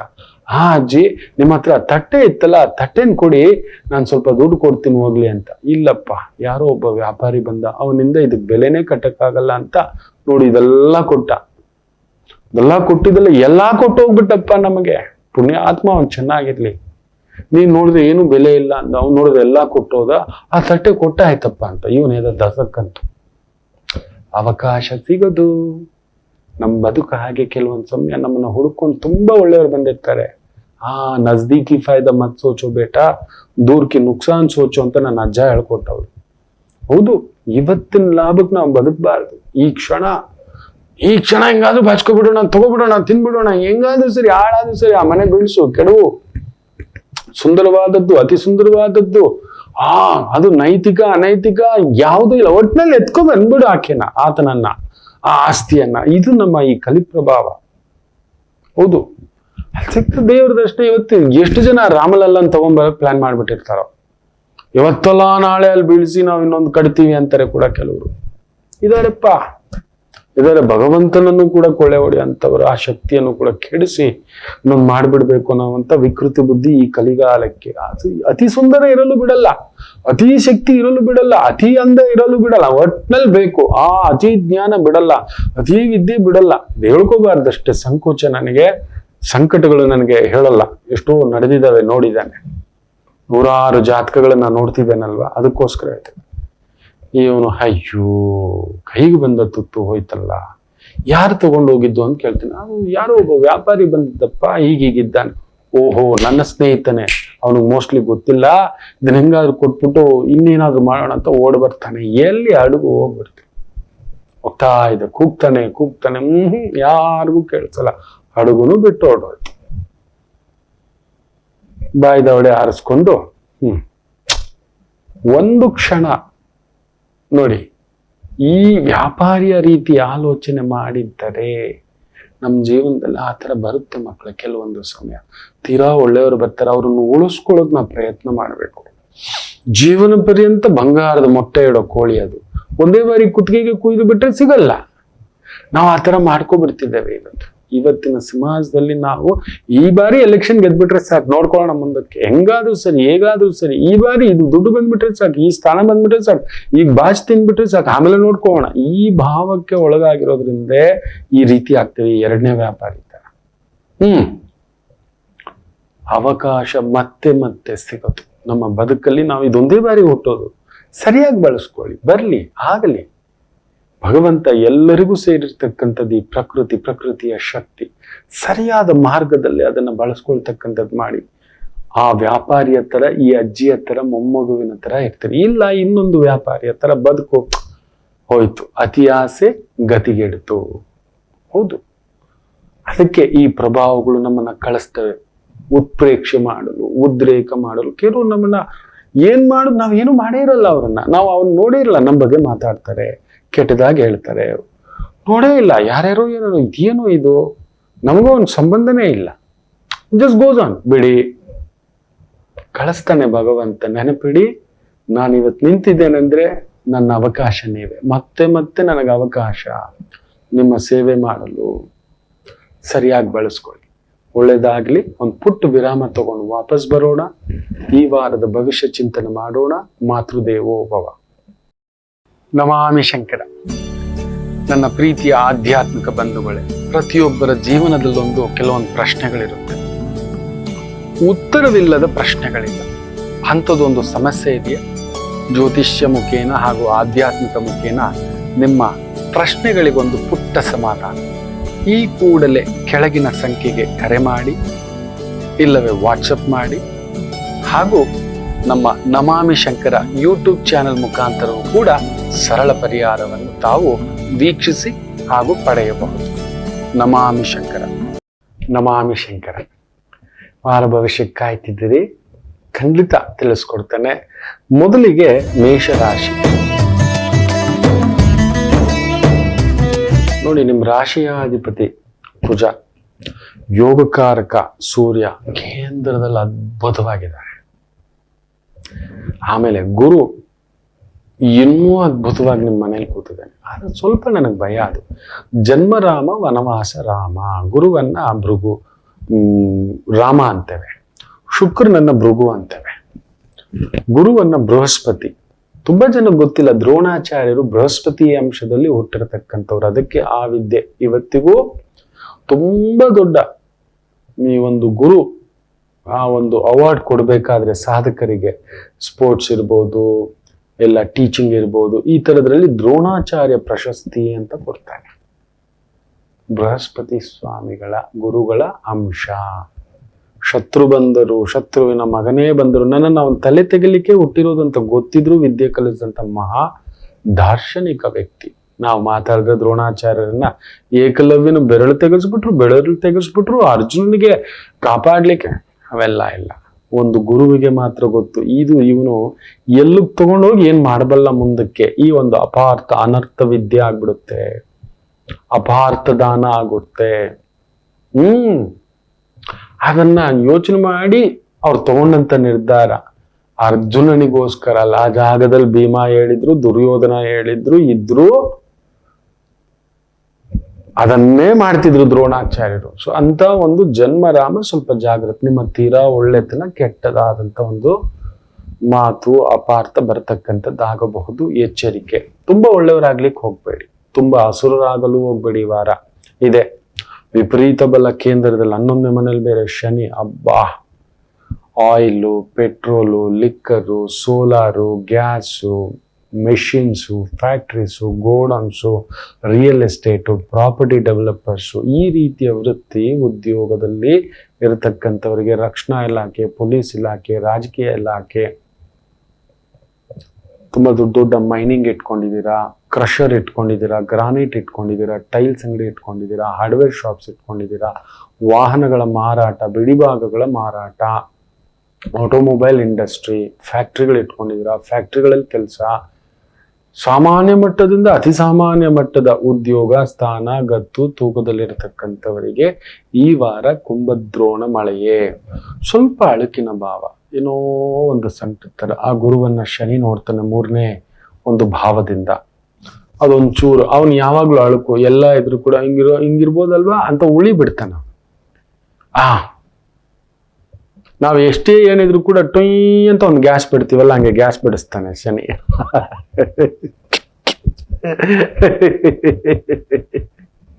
ಆ ರೀತಿ ಟುಸ್ಸು ಟುಸ್ಸು ಟುಸ್ಸು. ಏನು ಬೇಡ ಬಿಡಿ ಗುರುಗಳೇ, ಸಾಕು ಬಿಡಿ ಗುರುಗಳೇ, ಎಲ್ಲ ಬಿಟ್ಟು ಹೋಗೋಣ ಗುರುಗಳೇ, ಈ ತರದ್ ಅನ್ಸುತ್ತೆ. ಆ ಸ್ಥಾನಕ್ಕೆ ಬಂದ್ಮೇಲೆ ಅಲ್ಲಿ ಕಡೆವರೆಗೂ ಹೋಗಿ ನಿಮ್ ಕರ್ತವ್ಯ ಮಾಡಿ ಬನ್ನಿ. ದಿಢೀರ್ ನಿರ್ಧಾರಗಳು ಬಿಟ್ಬಿಡೋದು, ಸೋಲೊಪ್ಕೊಳ್ಳೋದು, ವೈರಾಗ್ಯ. ಸನ್ಯಾಸಿಯಾಗಿದ್ದು ಸಂಸಾರಿಯಾಗಿರ್ಬೇಡಿ, ಸಂಸಾರಿಯಾಗಿದ್ದು ಸನ್ಯಾಸಿಯಾಗಿ ಯೋಚನೆ ಮಾಡಬೇಡಿ. ಅಧಿಕಾರಿಯಾಗಿದ್ದಾಗ ಅಧಿಕಾರಿಯಾಗೇ ಇರಿ. ಮಳೆಯೋ ಬಂದಾಯ್ತು, ಆ ಸ್ಥಾನ ಒಪ್ಕೊಂಡಾಯ್ತು. ಈಗ ಅವ್ರು ಹಿಂಗಂತಾರೆ, ಇವ್ರು ಹಿಂಗಂತಾರೆ. ಹೌದು, ನಾವ್ ಎದ್ರು ತಪ್ಪು ನಿಂತ್ರು ತಪ್ಪು. ಆ ಸ್ಥಾನಕ್ಕೆ ಬಂದ್ಮೇಲೆ ಒಪ್ಕೊಳ್ಳೇಬೇಕು. ದೊಡ್ಡಣ್ಣ, ದೊಡ್ಡತ್ತಿಗೆ, ಅಪ್ಪ, ಅಮ್ಮ, ಮಗ ಆದ್ಮೇಲೂ ಅಷ್ಟೇ ನಿಮ್ಮನ್ನ ಅಂತಾರೆ. ಮಗನ ಕೆಲವೊಂದು ಕರ್ತವ್ಯ ಇದೆ, ಮಗಳ ಕೆಲವೊಂದು ಕರ್ತವ್ಯ ಇದೆ. ಅಪ್ಪನಾಗಿ, ಅಮ್ಮನಾಗಿ, ಗುರುವಾಗಿ, ಆಚಾರ್ಯನಾಗಿ, ದೊರೆಯಾಗಿ ಸುಮ್ಮನೆ ಅಲ್ಲ. ಮೇ ಬಿ ನೀವು 4 ಜನಕ್ಕೆ ಜವಾಬ್ದಾರಿ ಹೊತ್ಕೊಂಡಿರ್ಬೋದು, ಅವ್ರು 7 ಕೋಟಿ ಜನಕ್ಕೆ ಜವಾಬ್ದಾರಿ ಹೊತ್ಕೊಂಡಿರ್ಬೋದು, ಇವ್ರು 150 ಕೋಟಿಗೆ. ಬಾಣಗಳು ಬಿಡ್ತಿದ್ದಾರೆ ಈ ಮಾತುಗಳಿಂದ. ಅದೆಲ್ಲ ತಗೋತೀರ, ನೀವು ಆ ಜಾಗಕ್ಕೆ ಹೋಗ್ಬಾರ್ದು. ನೀವು ಮಾತಾಡೋ ಹಾಗೆ ಇಲ್ಲ, ನೀವು ಮಾತಾಡಬಾರದು.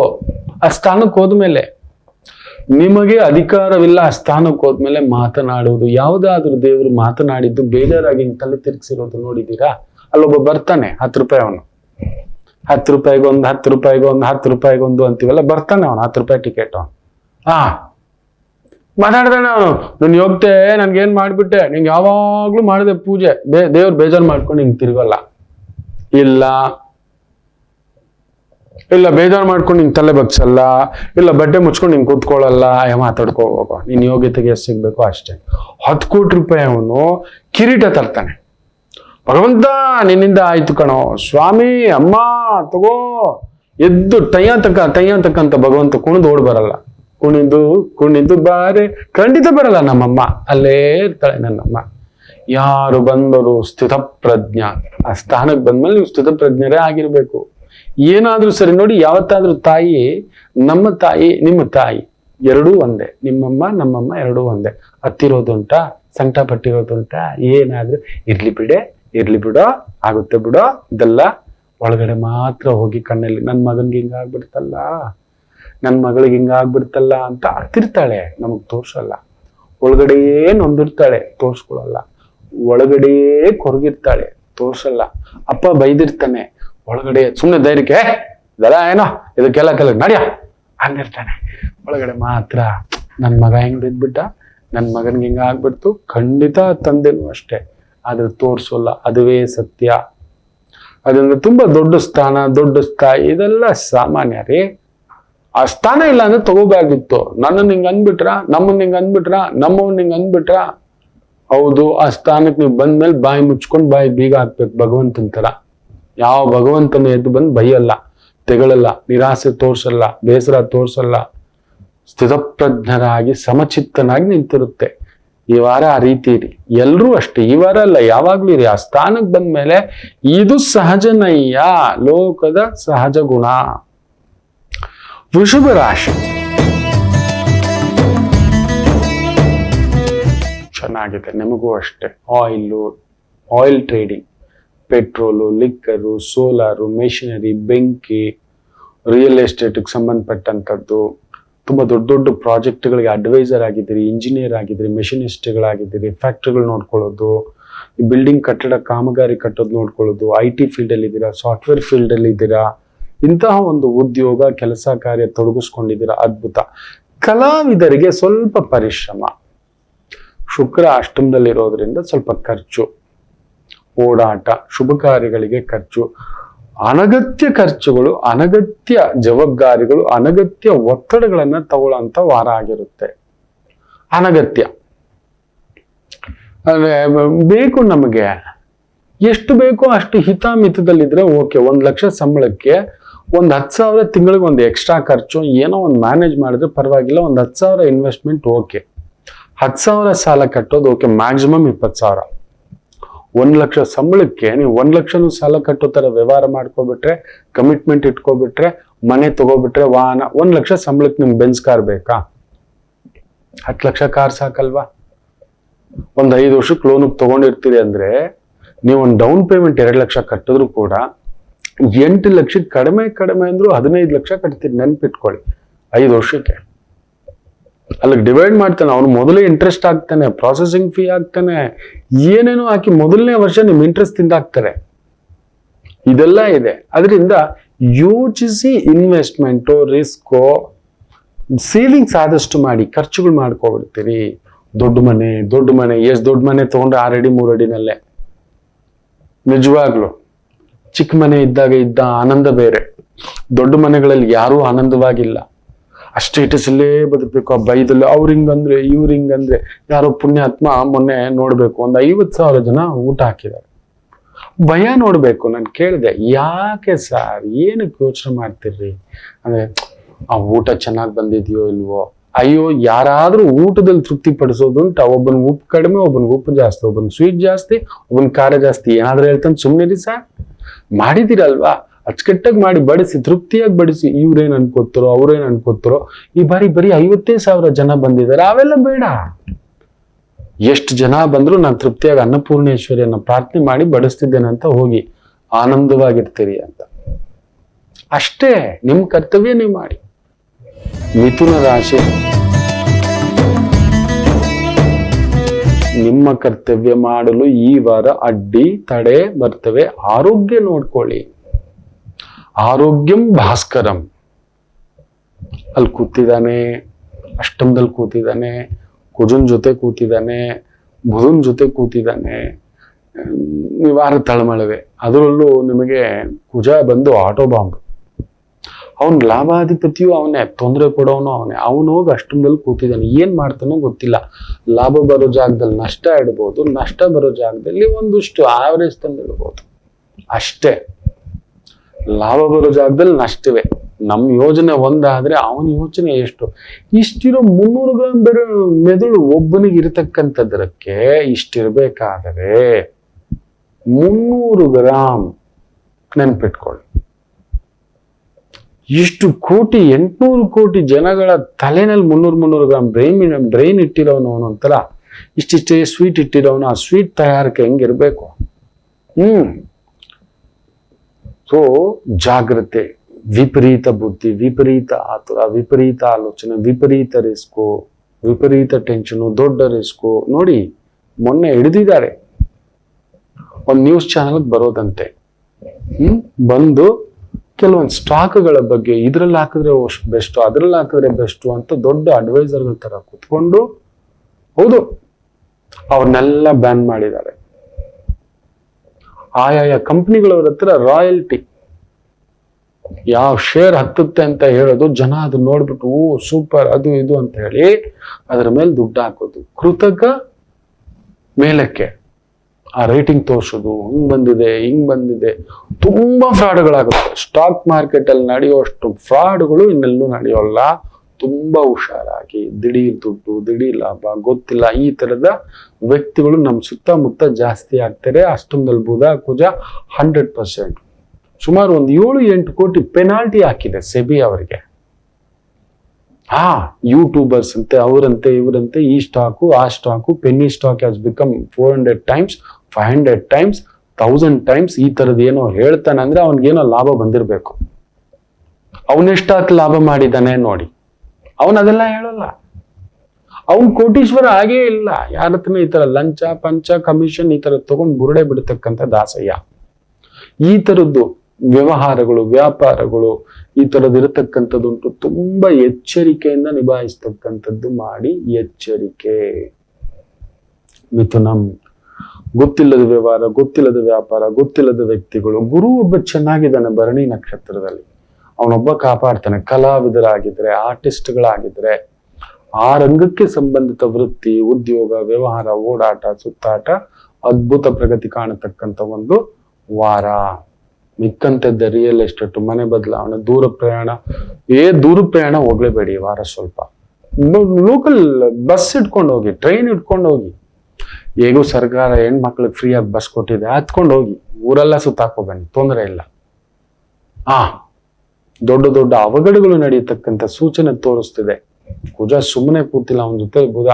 ಈ ಸ್ಟಾಕ್ ಮಾರ್ಕೆಟ್ ಒಂಥರ ಮನಿ ಲಾಂಡ್ರಿಂಗು, ಮನಿ ಟ್ರೇಡಿಂಗು, ಈ ತರದ್ ಏನೇನೋ ಒಂದು ಗೂಫಪ್ಪುಗಳು ಹೊರಗಡೆ ಬರ್ತಕ್ಕಂಥದ್ದು, ತುಂಬಾ ದೊಡ್ಡ ಹಗರಣಗಳು ಹೊರಗಡೆ ಬರ್ತಕ್ಕಂಥದ್ದೆಲ್ಲ ಸೂಚಿಸ್ತಿದೆ. ನೋಡ್ಕೊಂಡು ಜಾಗ್ರತೆ. ಅವನು ಯಾರೋ ನೋಡಿ ಪುಣ್ಯಾತ್ಮ, ಫ್ಲಾಸ್ಕ್ ಒಳಗಡೆ ಬಂಗಾರದ ಲೇಪನ ಅಂತೆ. ಇವನು ಮನೆ ಬಂಗಾರ ಹಾಕ. ಏನೋ ಪ್ರಜ್ಞೆ ಇದೆ. ಎಷ್ಟೋ ತಿಂತೀಯಾ? 57-50 ಲಕ್ಷ 1 ಕೋಟಿದು ಟ್ಯಾಕ್ಸ್ ಎಷ್ಟು ಬರುತ್ತಪ್ಪ ತಗೊಬಂದ್ರೆ? ಕರೆಕ್ಟಾಗಿ ಬಿಲ್ಲಿಂಗ್ ಮಾಡಿ, ಕರೆಕ್ಟಾಗಿ ಟ್ರೇಡಿಂಗ್ ಮಾಡಿ ತಗೊಬಂದ್ರೆ ಏನ್ ಬರುತ್ತೆ? ಅದನ್ನೇ ಮಾರಿ ಲಾಭ ಹಂಚ್ಕೋತಿದೀವಿ. ಇದನ್ನ ಏನ್ ಕಳ್ತನವಾಗಿ ತಗೊಬಂದು 10% ಸೇವ್ ಮಾಡ್ತೀರಾ? 10% ಅಷ್ಟೇನ ಅಲ್ವಾ? ಅಷ್ಟೇ. ಅವನೇನ್ ನಿಮ್ಗೆ ಜಾಸ್ತಿ ಕಡಿಮೆ ಕೊಟ್ಬಿಡ್ತಾನ? ನೀವು ಮುಚ್ಚಿಟ್ಟು ಬಂಗಾರ ಕೊಡೋವನಾದ್ರೆ ಅವನ ಹತ್ರನೂ ನೀವು 10%. 10%ಗೋಸ್ಕರ 10 ವರ್ಷ ಜೈಲಲ್ಲಿ ಇರ್ಬೇಕಾ ಹೇಳಿ? ಇವನ್ ಯಾರು 10,000 20,000 ಕೊಡ್ತಾನೆ ಅಂದ್ರೆ ಎಕ್ಸಾಮ್ದೆಲ್ಲ ಲೀಕ್ ಮಾಡುದು ನೋಡಿ. ತಂದಿದ್ದಾರೆ ಕಾನೂನು, ತುಂಬಾ ಅದ್ಭುತ. 10 ವರ್ಷ ಜೈಲು, 10 ಕೋಟಿವರೆಗೂ ಫೈನೋ, ಏನೋ 10 ಲಕ್ಷನೋ 10 ಕೋಟಿನೋ ಅಂತಿದ್ದಾರೆ. ಬ್ಯೂಟಿಫುಲ್ ಕಾನೂನುಗಳು ಬರ್ತಿದ್ದಾವೆ. ಇಂಥ ಕಾನೂನುಗಳು ಮಾಡಬೇಕು. ಮಿಥುನ ಜಾಗ್ರತೆ. ಇನ್ನು ಕರ್ಕಾಟಕ ರಾಶಿ,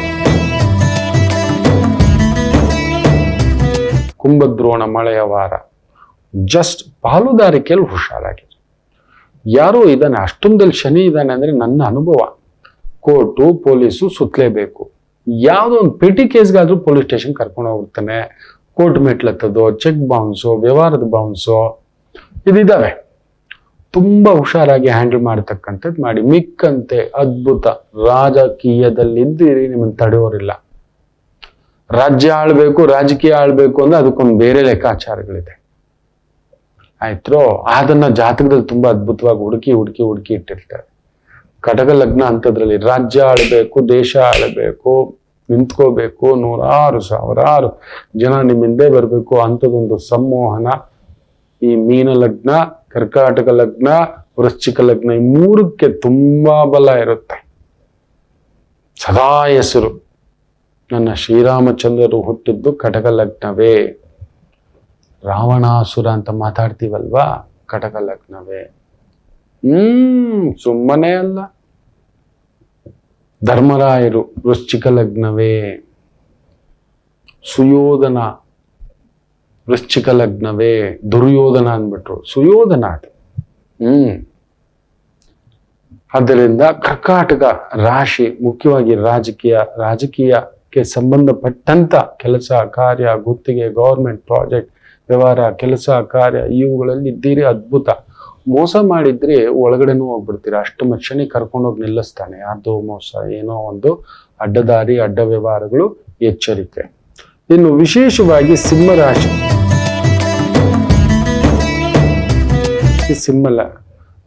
ಸಿಂಹರಾಶಿಯವರಿಗೆ ಅದರಲ್ಲೂ ಈ ಒಂದು 15-16ನೇ ತಾರೀಕು ಮೇಲೆ ಸೂರ್ಯ ಕುಂಭಕ್ಕೆ ಬೇರೆ ಬರ್ತಾನೆ. ಕುಂಭ ಸೂರ್ಯ, ವಾವ್, ಇನ್ನಷ್ಟು ಬಲ. ಕೇಳಿದ್ದೆಲ್ಲ ಮಾಡಿ ಹೋಗಿ. ಏನಾದ್ರೂ ದೊಡ್ಡ ಸ್ಥಾನ, ದೊಡ್ಡ ಕಾರ್ಯ, ದೊಡ್ಡ ವ್ಯವಹಾರ, ದೊಡ್ಡ ವ್ಯಾಪಾರ, ದೊಡ್ಡವರ ಜೊತೆ ವ್ಯವಹಾರ ನೋಡಿ ಮಾಡಿ. 7ನೇ ಮನೆಯ ಶನಿ ರಾಹು ಸಾರದಲ್ಲಿದ್ದಾನೆ.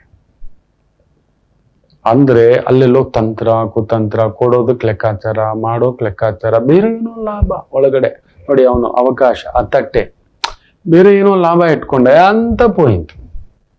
ನಜ್ದಿಕಿ ಫಾಯ್ದಾ. ಇವತ್ತಿನ ಲಾಭ ಈಗಲೇ ಬಂದ್ಬಿಡ್ಬೇಕು ಅಂತ ಪ್ಲಾನ್ ಆಗ್ದ, ದೇವರೆಲ್ಲ ಕಿತ್ಕೊಬಿಟ್ಟ, ಕೊಡ್ಲೇ ಇಲ್ಲ, ವ್ಯಾಪಾರ ಹೋಯ್ತು. ಸಿಂಹರಾಶಿ ಅದರಿಂದ 7ನೇ ಅಂದ್ರೆ ಕೊಡೋದು ತಗೊಳ್ಳೋದು, ಪಾಲುದಾರಿಕೆ, ಸ್ನೇಹಿತರು, ಬಂಧುಗಳು, ಆತ್ಮೀಯರು. 7ನೇ ಭಾವ ಇದೆಯಲ್ಲ, ನಾವಷ್ಟೇ ಅಲ್ಲ, ಎದುರುಗಡೆವನು ಚೆನ್ನಾಗಿರ್ಬೇಕು, ಕೊಡೋನಷ್ಟೇ ಅಲ್ಲ, ತಗೊಳ್ಳೋನ್ ಕರೆಕ್ಟ್ ಆಗಿರ್ಬೇಕು. ನಾವು ತೆಗೆದುಕೊಳ್ಳೋದಲ್ಲ, ಕೊಡೋನ್ ಕರೆಕ್ಟ್ ಆಗಿರ್ಬೇಕು. ಇದೆಲ್ಲ ಲೆಕ್ಕಾಚಾರಗಳುಂಟು. ಸೊ ಅಲ್ಲಿ ಎಲ್ಲೋ ರಾಹು ಸಾರದಲ್ಲಿದ್ದು, ರಾಹು ಅಷ್ಟಮದಲ್ಲಿರೋದನ್ನ ನಿಮ್ ಹಿಂದೆ ತಂತ್ರ ಕುತಂತ್ರ, ಪ್ರತಿತಂತ್ರ, ರಣತಂತ್ರ, ಬೇರೆ ಬೇರೆ ರೀತಿಯ ಒಂದು ಪ್ರಚೋದನೆಗಳು ಕೆಲವೊಂದುಂಟು. ಉದ್ಯೋಗ ನಿಮಿತ್ತ, ವ್ಯವಹಾರ ನಿಮಿತ್ತ, ಕುಟುಂಬ ನಿಮಿತ್ತ ಯಾರೋ ನಿಮ್ಮನ್ನು ಸಹಿಸಿದವರು ವಿಪರೀತ ಕೆಂಡ ದೃಷ್ಟಿ ಇರುತ್ತೆ. ಆಯ್ತು ಅಂದ್ರೆ ಅಮ್ಮ ದುರ್ಗಮ್ಮ, ಗಣಪತಿ ಆರಾಧನೆ ಮಾಡ್ಕೊಳ್ಳಿ. ಮಿಕ್ಕಂತೆ ಮುಟ್ಟಿದ್ದೆಲ್ಲ ವಿಜಯವೇ ಈ ವಾರ. ಬ್ಯೂಟಿಫುಲ್. ಯಾರು ತಡೆಯೋರಿಲ್ಲ. ಅಳಕಿಲ್ಲದೆ ಅಂಜಿಲ್ಲದೆ ಮುಂದಕ್ಕೆ ಹೋಗಿ ಗೆಲ್ಲುವಿರಿ. ಯಶಸ್ಸು ಕಟ್ಟಿಟ್ಟ ಬುತ್ತಿ. ಇನ್ನು ಕನ್ಯಾ ರಾಶಿ, ಕಲಾವಿದರಾಗಿದ್ರೆ ಬಂಗಾರ, ಮುತ್ತು, ಮಾಣಿಕ್ಯ, ಬೆಳ್ಳಿ, ಆಭರಣ, ಅಲಂಕಾರ, ದೊಡ್ಡ ದೊಡ್ಡ ಶೋರೂಮ್ಸ್ ಕಟ್ಟಿ, PGs ಕಟ್ಟಿ ಬಾಡಿಗೆಗೆ ಬಿಡ್ತೀವಿ. ವಾಹನಗಳು, ಈ ಒಂದು ಏರ್ ಹೋಸ್ಟೆಸ್ಸು, ಅಲಂಕಾರ, ಕೇಶಾಲಂಕಾರ, makeup, event management, entertainment management, club, dance, music, trading, institutions, teaching, guiding, surgeon, ಈ ರೀತಿಯ ವೃತ್ತಿ, ಉದ್ಯೋಗ, ವ್ಯವಹಾರ, ವ್ಯಾಪಾರ ಅದ್ಭುತ. ಮನೆಗೆ ಸಂಬಂಧ, ಭೂಮಿಗೆ ಸಂಬಂಧ, ಟ್ರೇಡಿಂಗ್ಗೆ ಸಂಬಂಧಪಟ್ಟಂತೆ ವ್ಯವಹಾರದಲ್ಲಿದ್ರೆ ದುಡುಕಬೇಡಿ. ಸ್ವಲ್ಪ ಸಮಯ ತಗೊಳ್ಳಿ, ವಿಚಾರಿಸಿ. ಆತುರ ಪಡಿಸ್ತಿದ್ದಾನಂದ್ರೆ ಶನಿ ಇಲ್ಲ ಬುಧಂದು ಇಬ್ಬರದು ಶುರು ಆಗಿರುತ್ತೆ ಅಂತ. ಅದಕ್ಕೆ ಮೀರಿದ ಕುಜ ಬೇರೆ ಇದ್ದಾನೆ, ಬಂಡ ಧೈರ್ಯ, ಅವನು ಗುದ್ಬಿಡೋಣ ಬಾರೋ ಅಂತ. ನಮಗನ್ಸುತ್ತೆ ನಾವು ಗಟ್ಟಿ ಇದ್ದೀವಿ ಅಂತ, ಎದುರುಗಡೆ ನಮಗಿಂತ 10 ಪಟ್ಟು ಇರ್ತಾನೆ. ಹುಷಾರು. ಒಂದು ಪುಟ್ಟ ವಿರಾಮ ತಗೊಂಡು ಮಿಕ್ಕ ರಾಶಿಗಳ ಬಗ್ಗೆ ಮಾತಾಡೋಣ. ಮಾತೃದೇವೋ ಭವ. ನಮಾಮಿ ಶಂಕರ. ನನ್ನ ಪ್ರೀತಿಯ ಆಧ್ಯಾತ್ಮಿಕ ಬಂಧುಗಳೇ, ಪ್ರತಿಯೊಬ್ಬರ ಜೀವನದಲ್ಲೊಂದು ಕೆಲವೊಂದು ಪ್ರಶ್ನೆಗಳಿರುತ್ತೆ. ಉತ್ತರವಿಲ್ಲದ ಪ್ರಶ್ನೆಗಳಿಲ್ಲ. ಅಂಥದ್ದೊಂದು ಸಮಸ್ಯೆ ಇದೆಯಾ? ಜ್ಯೋತಿಷ್ಯ ಮುಖೇನ ಹಾಗೂ ಆಧ್ಯಾತ್ಮಿಕ ಮುಖೇನ ನಿಮ್ಮ ಪ್ರಶ್ನೆಗಳಿಗೊಂದು ಪುಟ್ಟ ಸಮಾಧಾನ. ಈ ಕೂಡಲೇ ಕೆಳಗಿನ ಸಂಖ್ಯೆಗೆ ಕರೆ ಮಾಡಿ, ಇಲ್ಲವೇ ವಾಟ್ಸಪ್ ಮಾಡಿ, ಹಾಗೂ ನಮ್ಮ ನಮಾಮಿ ಶಂಕರ ಯೂಟ್ಯೂಬ್ ಚಾನೆಲ್ ಮುಖಾಂತರವೂ ಕೂಡ ಸರಳ ಪರಿಹಾರವನ್ನು ತಾವು ವೀಕ್ಷಿಸಿ ಹಾಗೂ ಪಡೆಯಬಹುದು. ನಮಾಮಿ ಶಂಕರ. ನಮಾಮಿ ಶಂಕರ. ತುಲಾ ರಾಶಿ, ಮುತ್ತು, ಮಾಣಿಕ್ಯ, ಆಭರಣ, ಕೆತ್ತನೆ, ಶಿಲ್ಪಕಲೆ, ಚಿತ್ರಕಲೆ, ಇದಕ್ಕೆ ಸಂಬಂಧಪಟ್ಟಂಥದ್ದು, ಕಲಾ ಮಾಧ್ಯಮ, ಅಲಂಕಾರ, ಒಪ್ಪ, ಊರಣ, ಅಡಿಗೆ, ತಿಂಡಿ, ದೊಡ್ಡ ದೊಡ್ಡ ಇಂಡಸ್ಟ್ರಿ, ಫ್ಯಾಕ್ಟ್ರಿ, ಬೆಂಕಿ, ವಾಹನ, ಭೂಮಿ, ರಿಯಲ್ ಎಸ್ಟೇಟ್, ಕನ್ಸ್ಟ್ರಕ್ಷನ್, ಪ್ಲಂಬಿಂಗ್, ಈ ಒಂದು ಟ್ರೆಕ್ಕಿಂಗ್, ದೊಡ್ಡ ದೊಡ್ಡ ಗುಡ್ಡಗಳನ್ನು ಬೀಳಿಸೋದು, ಗುಡ್ಡಗಳ ನಿರ್ಮಾಣ ಮಾಡೋದು, ಅಗ್ರಿಕಲ್ಚರ್, ಧಾನ್ಯಗಳು, ಪಲ್ಸಸ್ಸು, ಎಕ್ಸ್ಪೋರ್ಟ್, ಇಂಪೋರ್ಟ್, ಈ ರೀತಿಯ ವೃತ್ತಿ, ಉದ್ಯೋಗ, ವ್ಯವಹಾರಗಳಲ್ಲಿ ತೊಡಗಿಸ್ಕೊಂಡಿರ್ತಕ್ಕಂಥವರಿಗೆ ವಿಶೇಷ ಅಭಿವೃದ್ಧಿ ಕಾಣತಕ್ಕಂಥ ಒಂದು ವಾರವಾಗಿರುತ್ತೆ. High stake.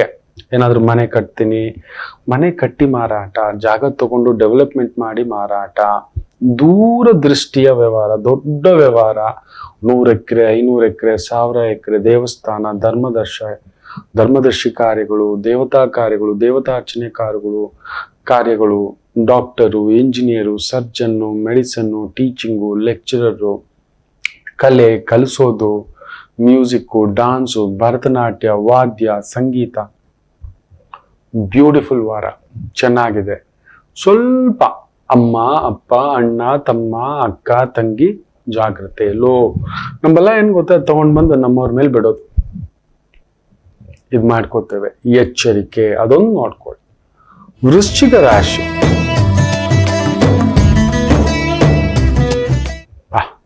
ಸೂರ್ಯ 3ನೇ ಮನೆ, ಕುಜ 3ನೇ ಮನೆ, ಶುಕ್ರ ಧನಸ್ಥಾನ.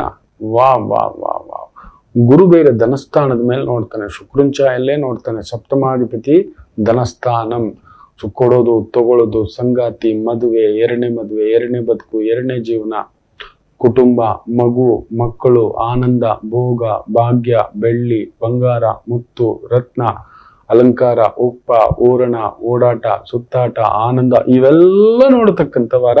ಇದಕ್ಕೆ ಸಂಬಂಧಪಟ್ಟಂತ ವೃತ್ತಿ ಉದ್ಯೋಗದಲ್ಲಿದ್ದರು, ಹಣ್ಣಿನ ವ್ಯಾಪಾರ, ತಿಂಡಿ ವ್ಯಾಪಾರ, ಹೋಟೆಲ್ ವ್ಯಾಪಾರ, ಟ್ರಾವೆಲ್ಸು, ಟೂರ್ಸು, ವಜ್ರ ವೈಡೂರ್ಯಗಳ ವ್ಯಾಪಾರ, ಮುತ್ತು ರತ್ನಗಳ ವ್ಯಾಪಾರ, ವಾಹನಗಳ ವ್ಯಾಪಾರ, ವಾಹನಗಳ ಬಿಡಿಭಾಗಗಳ ವ್ಯಾಪಾರ, ಅಲಂಕಾರ, ಒಪ್ಪ, ಇಂಟೀರಿಯರ್ ಮಾಡಿಸ್ಕೊಡೋದು, ದೇವಸ್ಥಾನಗಳು ಕಟ್ಸ್ಕೊಡೋದು, ದೇವಸ್ಥಾನಗಳ ನಿರ್ಮಾಣ, ಅಂತ ಒಂದು ವೃತ್ತಿ ಉದ್ಯೋಗ.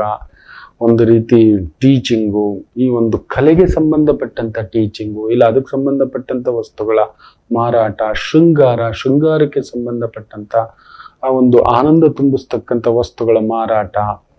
ಈ ಸೆಂಟ್ ಇರ್ಬೋದು, ಡೈ ಇರ್ಬೋದು, ಮೇಕಪ್ ಕಿಟ್ ಇರ್ಬೋದು, ಬ್ಯೂಟಿ ಪಾರ್ಲರ್ ಇರ್ಬೋದು, ಹೌದು, ಮಸಾಜ್ ಸೆಂಟರ್ ಇರ್ಬೋದು, ಪಂಚಕರ್ಮ ಇರ್ಬೋದು, ಆಯುರ್ವೇದ, ಯುನಾನಿ, ಸಿದ್ಧ, ಹೋಮಿಯೋಪತಿ, ಈ ರೀತಿ ಕಾಸ್ಮೆಟಿಕ್ಸ್ ಸರ್ಜನ್ಸ್ ಆಗಿದ್ದೀರಾ, ಕಾಸ್ಮೆಟಿಕ್ಸ್ ಮೆಡಿಸಿನ್ ಲೈನ್ ಅಲ್ಲಿ ಇದ್ದೀರಾ, ಈ ರೀತಿ ಉದ್ಯೋಗ, ವ್ಯವಹಾರ, ಕೆಲಸ ಕಾರ್ಯದಲ್ಲಿರ್ತಕ್ಕಂಥವರಿಗೆ ವಿಶೇಷ ಅಭಿವೃದ್ಧಿ ನೋಡತಕ್ಕಂಥ ಒಂದು ವಾರವಾಗಿರುತ್ತೆ.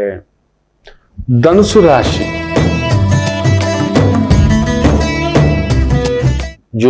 ಯುದ್ಧಕ್ಕೆ ಸಂಬಂಧಿತ ವೃತ್ತಿ, ರಕ್ಷಣೆಗೆ ಸಂಬಂಧಿತ ವೃತ್ತಿ, ಆಯುಧಾಗಾರ, ಮೆಷಿನ್ಗಳು, ಫ್ಯಾಕ್ಟ್ರಿಗಳು, ಕಂಪನಿಗಳು, ಒಂಥರ ಸ್ಕ್ರಾಪ್ ಮಾರಾಟ, ಸ್ಕ್ರಾಪ್ ಕೊಂಡ್ಕೊಳ್ಳೋದು, ರಿಪೇರ್ ಮಾಡಿಸೋದು, ಬಿಲ್ಡಿಂಗ್ ರಿಪೇರ್ ಮಾಡಿಸೋದು, ಆಮೇಲೆ ಈ ಒಂದು ಪೇಂಟಿಂಗ್ ಮಾಡಿಸೋದು, ದೊಡ್ಡ ಬಿಲ್ಡಿಂಗ್ಗಳು ಕಟ್ಸೋದು, labour management, hospitality management, housekeeping management, security management, cyber management, technical management, engineering management, mechanical management, chemical management, fertilisers, ಗೊಬ್ಬರ, ರಸಗೊಬ್ಬರ, ರೈತರ ಬೀಜೋತ್ಪನ್ನ, ರೈತರಿಗೆ ಧಾನ್ಯಗಳು, ದವಸಗಳು, ಇದಕ್ಕೆ ಸಂಬಂಧಪಟ್ಟಂತ ವೃತ್ತಿ, ವ್ಯಾಪಾರ, ಬೆಲ್ಲದ ಒಂದು ವಸ್ತುಗಳು, ಸಕ್ಕರೆ, ಸಿಹಿ ಪದಾರ್ಥಗಳು, ಹಣ್ಣುಗಳು, ರಸಭರಿತ ವಸ್ತುಗಳು, ಮುತ್ತು ರತ್ನಗಳು, ಸೀರೆ, ಬಳೆ, ತುಂಬಾ ದೊಡ್ಡ ಬೋಟಿಕ್ ಇಟ್ಕೊಂಡಿದ್ದೀರಾ, ಹೋಟೆಲ್ ಇಟ್ಕೊಂಡಿದ್ದೀರಾ, ಕನ್ಸಲ್ಟೆಂಟ್ ಆಗಿದ್ದೀರಾ, ಇಂಜಿನಿಯರ್ ಆಗಿದ್ದೀರಾ,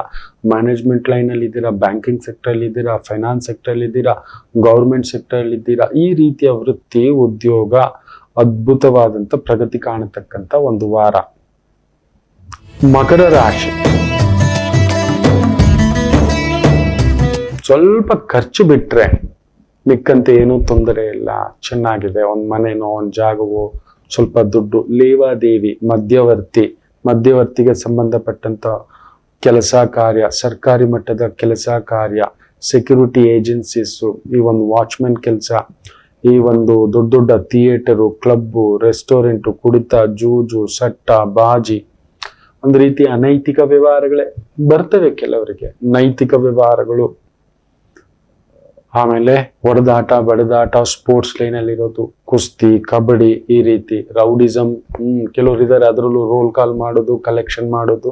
ದೈವ ಎಲ್ಲಾರ್ಗೂ ಒಂದೊಂದು ರೀತಿಯ ಒಂದೊಂದು ಉದ್ಯೋಗ ಕೊಟ್ಟಿರುತ್ತಪ್ಪ, ಮಾಡ್ಕೊಬಿಟ್ಟಿರ್ತಾರೆ ಕೆಲವರು. ಮೊನ್ನೆ ಯಾರನ್ನೂ ಅರೆಸ್ಟ್ ಮಾಡಿದ್ರಂತೆ ಅಂತ ಕೇಳಿದ್ವಿ ನಾವು, ಅದು ಬೆದರ್ಸಿದ್ರು, ಅದೇ ಸತ್ಯ ಸುಳ್ಳ ನಮಗ್ ಗೊತ್ತಿಲ್ಲ, ನಮಗ್ ಬರೋದೂ ಇಲ್ಲ ಆ ರೀತಿ. ನಾವ್ ಅಂತೀವಿ ಹೆಂಗೂ ಸರ್ ಅವ್ರು ಬದುಕ್ಬಿಡ್ತಾರೆ ಸರ್. ಅದ್ ಹೇಗ್ ಸರ್ ಜೀರ್ಣ ಮಾಡ್ಕೋತಾರೆ? ಕೊಟ್ಟಿದ್ದಾನೆ ಕುಂಭಕರ್ಣನ್ಗೊಂದು ಹೊಟ್ಟೆ, ರಾವಣಾಸುರನಿಗೊಂದು ಹೊಟ್ಟೆ, ಹಿಡಂಬಾಸುರನಿಗೊಂದು ಹೊಟ್ಟೆ, ಬಕಾಸುರನಿಗೊಂದು ಹೊಟ್ಟೆ, ಭೀಮನಿಗೂ ಕೂಡ ಒಂದು ಹೊಟ್ಟೆ. ನಮಗಾಗಲ್ಲ, ನಮಗ್ ತಡಿಯಲ್ಲ. ಹೊಟ್ಟೆಲಿ ಇಷ್ಟು ತಿಂದ್ರೆ ಜೀರ್ಣಿಸ್ಕೊಳಕ್ ಆಗಲ್ಲ. ಟಿಯಾ ಟಿಯಾ ಟಿಯಾ ಟಿಯಾ ಅಂತ ಹೇಳ್ಬಿಟ್ಟು ಇನ್ನೊಬ್ಬರು ನೋಡ್ಬಿಟ್ಟು ಕೆಂಡ ಹಾಕೊಳ್ತೀನಿ. ನೀನು ಮಾಡಲ್ಲ, ಮಾಡ್ತಿರೋ ನೋಡಿ ಸುಮ್ಮನೆ ಇರಲ್ಲ. ಆಗುತ್ತಾ ಹೋಗಿ ಇಟ್ಕೊಂಡು ಬಂದು ಅರೆಸ್ಟ್ ಮಾಡಿಸು. ಆಗಲ್ವಲ್ಲ, ಬಾಯಿ ಮುಚ್ಕೊಂಡಿರು, ಮಾತಾಡ್ಬೇಡ. ಆ ಸ್ಥಾನಕ್ಕೆ ಇರೋಕ್ಕಾಗಲ್ಲ. ಅದು ಒಳ್ಳೇದಿರ್ಬೋದು, ಕೆಟ್ಟದಿರ್ಬೋದು. ಹೌದು, ರಾವಣಾಸುರ ಅವತ್ತಿರ್ಲಿಲ್ಲ ಅಂದ್ರೆ ರಾಮ ಒಬ್ಬ ಸಾಮಾನ್ಯ ದೊರೆ ಅಷ್ಟೇ. ರಾವಣಾಸುರ ಇದ್ದಿದ್ದಕ್ಕೆ ಸೀತಮ್ಮನ ಎತ್ಕೊಂಡು ಹೋದ. ರಾಮವಾಗಿ ಹೊಡೆದ ಹಾಕ್ದ. ಅದಕ್ಕೆ ನಮ್ಮ ದಸರಾ ಹಬ್ಬ, ದೀಪಾವಳಿ ಹಬ್ಬ ಎಲ್ಲ ನಾವು ಆಚರಿಸೋದು. ಹೌದ್ರು, ರಾಮನವಮಿ ಆಚರಿಸ್ತೀವಿ, ಹನುಮನವಮಿ ಆಚರಿಸ್ತೀವಿ. ಅದಕ್ಕೆ ರಾವಣಾಸುರ ಕೆಟ್ಟದ್ದಿಲ್ಲ ಅಂದ್ರೆ ಒಳ್ಳೆಯವ್ರಿಗೆ ಎಲ್ಲಿ ಕಾಲ, ಒಳ್ಳೆಯವ್ರ ಬಗ್ಗೆ ಎಲ್ಲಿ ಗೊತ್ತಾಗ್ತಿತ್ತು? ಆ ಒಳ್ಳೆಯವ್ರಿಗೆ ಹೆಸರು ಹೆಂಗ್ ಬರ್ತಿತ್ತು? ಆ ಕೆಟ್ಟದಿರೋದಕ್ಕೆ ಅವ್ನು ಬಡಿದ್ರು, ತೆಗೆದ್ರು, ಹಾಕಿದ್ರು, ಮಾಡಿದ್ರು. ನೋಡಪ್ಪ, ಇಷ್ಟೊಳ್ಳೆ ದಕ್ಷ ಅಧಿಕಾರಿ, ಒಳ್ಳೆ ಅಧಿಕಾರಿ, ಪ್ರಾಮಾಣಿಕತೆ ಅಧಿಕಾರಿ ಅಂತ. ಅದಕ್ಕೆ ಟ್ರಾನ್ಸ್ಫರ್ ಮಾಡ್ಬಿಟ್ರಂತೆ, ಇನ್ನೊಂದಂತೆ ಅಂತ. ಅದರಿಂದ ನಾವು ದಕ್ಷನೂ ಆಗ್ಲಿಲ್ಲ, ಆ ದಕ್ಷನೂ ಆಗ್ಲಿಲ್ಲ. ಸೆಂಟ್ರಲ್ ನಿಂತ್ಕೊಂಡು ಜೋಕರ್ ತರ. ನಾನು ಅದಕ್ಕೆ ಆಗಾಗ ಹೇಳ್ತಿರ್ತೇನೆ, ಹೀರೋಗಳಿಗೆಲ್ಲ ಹೀರೋ ಆಗಿದ್ದಂತ ರಾಜ್ಕುಮಾರ್ ಅವರು ನಮ್ ಜೊತೆಲಿ ಇಲ್ಲ. ಹಬ್ಬ ವಿಲ್ಲನ್ಗಳಿಗೆ ವಿಲ್ಲನ್ ಆಗಿದ್ದಂತ ವಜ್ರಮುನಿನೂ ನಮ್ ಜೊತೆಲಿಲ್ಲ. ನಾವ್ಯಾರ್ರೀ ಜೋಕರು ಅಂತಕ್ಕಂಥದ್ದು ಸತ್ಯವೇ ಅಲ್ವಾ? ಮಾತ್ರ ನಾವ್ ಇನ್ನೊಬ್ರು ಬೆಳೀತಿರ್ಬೇಕು ಅಂದ್ರೆ ನೋಡು, ಅವ್ನು ಕೊಟ್ಟಿದ್ದಾನೆ, ಎಷ್ಟು ಜನರ ತಲೆ ಹೊಡೆದ್ನೋ. ನೀನ್ ನೋಡಿ, ನಾನೇನೋ ಹೇಳ್ತೇನೆ, ನೀನ್ ನೋಡಿ, ದಮ್ಮಿದ್ರೆ ತಾಕತ್ತಿದ್ರೆ ಮಾಡು, ಇಲ್ಲ ಬಾಯಿ ಮುಚ್ಕೊಂಡು ಕೂತ್ಕೋ. ನೋಡಪ್ಪ, ಅವ್ನು ನೋಡು, 2 ಮದ್ವೆ ಆಗಿದಾನಂತಪ್ಪ ಅವನು. ಏನು ಮೈಂಟೈನ್. ನೀನ್ 1 ಮದ್ವೆ ಆಗಿ ನೆಮ್ಮದಿಯಾಗಿರೋಕೆ ಬಂದಿಲ್ಲ, 1 ಮದ್ವೆ ಆಗೋಕೆ ದಿಲ್ಲಿಯೂ ಇಲ್ಲ, ದಮ್ಮು ಇಲ್ಲ. ಆ ತಾಯಿ ಜೀವಕ್ಕೆ ಒಳ್ಳೆ ಊಟ, ಒಳ್ಳೆ ಬಟ್ಟೆ ಕೊಡಕ್ಕಾಗಿಲ್ಲ. 1 ಮಗನ್ ಸಾಕೋಕ್ಕಾಗ್ಲಿಲ್ಲ. 1 ಮಗನ್ ಸಾಕಕ್ಕಾಗ್ಲಿಲ್ಲ. ನೋಡಪ್ಪ, ಮನೆಯೆಲ್ಲ ಮಕ್ಕಳು ಅವನಿಗೆ.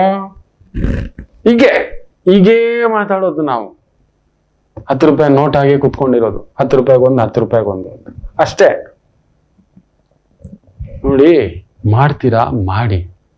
ಇನ್ನೊಬ್ಬರನ್ನ ದೂಷಿಸ್ತಾ ನಿಂದಿಸ್ತಾ ನಿಂತ್ಕೋಬೇಡಿ. ಕೆಲವರೆಲ್ಲ ತುಂಬಾ ಜನ ಇವತ್ತು ಹಾಗೆ ಇನ್ನೊಬ್ಬರ ಯೋಗ್ಯತೆಯನ್ನ ಅಳೆಯುವುದು. ನಮ್ಮ ಯೋಗ್ಯತೆ ಎಷ್ಟು ಜನರ ಬಾಯಲ್ಲಿ ಬಿದ್ದಿದೆ ಗೊತ್ತಿಲ್ಲ. ನಮ್ಮ ಹಾರದಾಕ್ಬಿಟ್ಟಿರ್ತಾರೆ ಮಾತಾಡೋದು. ನೋಡಪ್ಪ, ಕೊಟ್ಟಿದ್ದು ಈ ಒಂದು ಮಾನವ ಜನ್ಮ ಅತಿ ದುರ್ಬಲ ಅಂತ ಹೇಳ್ತೇವೆ. ಇದನ್ನ ಬಳಸ್ಕೊಳ್ಳೇ ಇಲ್ಲ, ಸರಿಯಾಗಿ ಉಪಯೋಗಿಸ್ಕೊಳ್ಳೇ ಇಲ್ಲ. ಈ ಜನ್ಮವನ್ನ ದಂಡಿಸ್ಲಿಲ್ಲ, ಉಪಯೋಗಿಸ್ಕೊಳ್ಳಿಲ್ಲ. ನೋಡಂಗಾದ ಹಿಂಗಂತೂ ಸಲ್ಮಾನ್ ಖಾನ್ ಮದುವೆನೇ ಆಗಿಲ್ಲ. ಪುಣ್ಯವಂತ ಬಿಡಿ, ನಿಮ್ಗೆ ಯಾಕೆ? ಪುಣ್ಯವಂತ ಬಿಡಿ, ಅವನು ಆನಂದವಾಗಿದ್ದಾನೆ, ನಿಮ್ಗೆ ಯಾಕೆ? ನೀವಂತೂ ಮದುವೆಗೆ ಮೊದಲು ಆನಂದ ಇಲ್ಲ, ಮದುವೆ ಆದ್ಮೇಲೆ ನೆಮ್ಮದಿ ಇಲ್ಲ. ಹೋಗ್ಲಿ ಹೆಂಡತಿಗಾದ್ರು, ಹೋಗ್ಲಿ ಗಂಡನ್ಗಾದ್ರು, ಹೋಗ್ಲಿ ಮಕ್ಳಿಗಾದ್ರು, ಹೋಗ್ಲಿ ಅಮ್ಮನ್ಗಾದ್ರು, ಹೋಗ್ಲಿ ಅಪ್ಪನ್ಗಾದ್ರು, ಸ್ನೇಹಿತ ಯಾರಿಗ್ರಿ ಇದ್ದೀರಿ? 4 दिन की जिंदगी, 4 लोगों की जिंदगी, 4 पल का जिंदगी. ಹೇಳಿ. ಇಲ್ಲವೇ ಇಲ್ಲ. ನಾವು 4 ದಿನಕ್ಕೂ ಬದುಕ್ಲಿಲ್ಲ, 4 ಜನಕ್ಕೂ ಬದುಕ್ಲಿಲ್ಲ, 4 ಗಂಟೆ ನಮಗೂ ಬದುಕ್ಲಿಲ್ಲ. ಮಾತಾಡೋದು ಮಾತ್ರ ಇನ್ನೊಬ್ರು ನೋಡಪ್ಪ. ನೀವು ಬದುಕಿ, ಕರೆಕ್ಟಾಗಿ ಬದುಕಿ. ಕರೆಕ್ಟೋ ಸರಿಯೋ ಕಾನೂನು ನಿರ್ಧರಿಸುತ್ತೆ, ಅದು ಗೊತ್ತಿದೆ. ಇನ್ನೊಬ್ರ ಬಗ್ಗೆ ನಮ್ಗೆ ಕಮೆಂಟ್ ಹಾಕೋದು ಅದ್ಭುತ. ಅವನು ಬಂಡೆ ಕಳ್ಳ, ಇವನು ಡೈನಾಮಿಟ್ ಕಳ್ಳ. ನಾವು ಕಳ್ತನವೇ ಮಾಡಿಲ್ಲ. ಅಬಾಬಾಬಾಬಾ, ನಾನಂತೂ ಮಾಡಿದ್ದೀನಿ ಖಂಡಿತ. ನೋಡಿ, ಆ ಹೆಣ್ಣನ್ನ ಆಗ್ಲಿಂದ ನೋಡ್ತಿದ್ದೀನಿ, ಮೆಲ್ಲಗೆ ಜೇಬಲ್ ಬಿಟ್ಕೊಳೋಣ ಅಂತ. ಆ ದಾಳಿಂಬೆ ನಾ ಕಾಯ್ತಾ ಇದ್ದೀನಿ ಆಗ್ಲಿಂದ. ಆ ಮೂಸಂಬಿ, ಅದಕ್ಕೆ ಉಪ್ಪು ಖಾರ ಹಾಕೊಂಡು ತಿಂದ್ರೆ ಎಷ್ಟು ಸಕದಾಗಿರುತ್ತೆ ಗೊತ್ತಾ ಅಂತ ಆಗ್ಲಿಂದ ಕಾಯ್ತಾ ಇದ್ದೀನಿ. ನೋಡಿ, ಕಣ್ಣು ಹೊಡಿತಾ ಇದ್ದೀನಿ ಆಗ್ಲಿಂದ. ನಾವು ಹಾಗೆ ಅದಿಲ್ಲ, ಎಲ್ಲ ಸುಮ್ಮನೆ ಇರಬೇಕು. ಮಕರ ರಾಶಿಯವ್ರಿಗೆ ಆ ತರದ ಕೆಲವೊಂದು ಅವಕಾಶಗಳು, ಸದವಕಾಶಗಳು ಈ ವಾರ ಬರುತ್ತೆ. ಒಳ್ಳೆಯವ್ರಿಗೆ ಒಳ್ಳೇದ ಅವಕಾಶ, ಕೆಟ್ಟವ್ರಿಗೆ ಮಹಾ ಕೆಟ್ಟದ ಅವಕಾಶ. ಬಾರಿಸ್ಕೊಳ್ಳೋರು ನೀವೇ, ನಾನೇನು ಮಾಡಕ್ಕಾಗಲ್ಲ. ನೋಡ್ಕೊಂಡು ಜಿಜ್ಞಾಸೆಯಿಂದ ಯೋಚನೆ ಮಾಡಿ ಮುಂದಕ್ಕೆ ಹೋಗಿ. ಆನಂದೋ ಬ್ರಹ್ಮ, ಕ್ಷಮಿಸ್ಬಿಡಿ. ಇನ್ನು ವಿಶೇಷವಾಗಿ ಕುಂಭರಾಶಿ.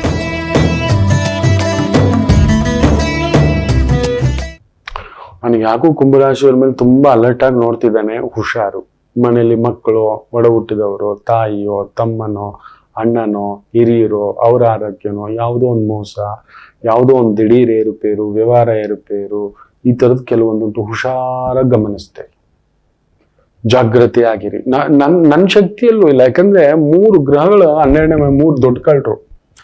ಯಾರಾದ್ರೂ ಅಷ್ಟೇ, ಕಳ್ಳರ ಮನೆಗೆ ಬಂದ್ರೆ ಅವ್ನ್ ಕಳ್ಳನೇ, ಕುಡುಕನ ಮನೆಗೆ ಬಂದ್ರೆ ಕುಡುಕಾನೆ, ಗುರುಗಳ ಮನೆಗೆ ಬಂದ್ರೆ ಗುರುವೇ, ದೇವ್ರ ಸ್ಥಾನಕ್ಕೆ ಬಂದ್ರೆ ಅವ್ನ್ ಭಕ್ತಾನೆ. ಹೌದು, ಭಕ್ತಾನೆ. ಜೂಜಾಟದ ಅಡ್ಡೆಗೆ ಬಂದ್ರೆ ಅವನು ಜೂಜುಕೋರಾನೆ. ಹೌದು, ವೈಶ್ಯಾಗ್ರಹಕ್ಕೆ ಬಂದ್ರೆ ಅವನು ಮಲ್ಗೋಕೆ ಬಂದಿರೋದು, ಅಲ್ಲೇನು ಪೂಜೆ ಮಾಡಕ್ ಬಂದಿಲ್ಲ, ಅವ್ನು ಹಿಂಗ್ ಮುಟ್ಟಿಬಿಟ್ಟು ರಾಮ ಅಂತ ಹೇಳ್ಬಿಟ್ಟು. ಇದು ಸತ್ಯ. ಈಗ ಆ ಕಳ್ಳರು ಬಂದು ಕೂತ್ಕೊಂಡಿರೋದು ಒಳ್ಳೆಯವರೇ, ಅವರು ಕಳ್ಳರ ಮನೆಗೆ ಬಂದು ಸೇರ್ಕೊಂಡಿದ್ದಾರೆ. ನೋಡಿ, ಒಳ್ಳೆಯವ್ರು ಒಳ್ಳೆ ಜಾಗದಲ್ಲಿದ್ರೆ ಒಳ್ಳೆಯವರು, ಕೆಟ್ಟ ಜಾಗಕ್ಕೆ ಬಂದ್ರೆ ಕೆಟ್ಟವ್ರು. ಇದನ್ನೇ ಗ್ರಹಗಳನ್ನ ನೋಡೋದು. ಈಗ ನಾನು ನಿಮ್ ಜೊತೆಲಿ ಇದ್ದೀನಿ, ಒಳ್ಳೆಯವನೇ. ಅಲ್ಲಿ ಯಾರೋ ಒಂದು ಎಡವಟ್ಟು ಜಾಗ, ಅದ್ಯಾವುದೋ ಕ್ಲಬ್ಬೋ ಪಬ್ಬೋ ಕುತ್ಕೊಂಡೆ, ನೀವು ನೋಡಿದ್ವಿ, ಪುಣ್ಯಾತ್ಮ ನೋಡು, ಬೆಳಿಗ್ಗೆಯಿಂದ ಸಂಜೆವರೆಗೂ ಬೋಧನ, ಸಂಜೆ 6 ಗಂಟೆ ಆದ್ಮೇಲೆ ತೀರ್ಥ.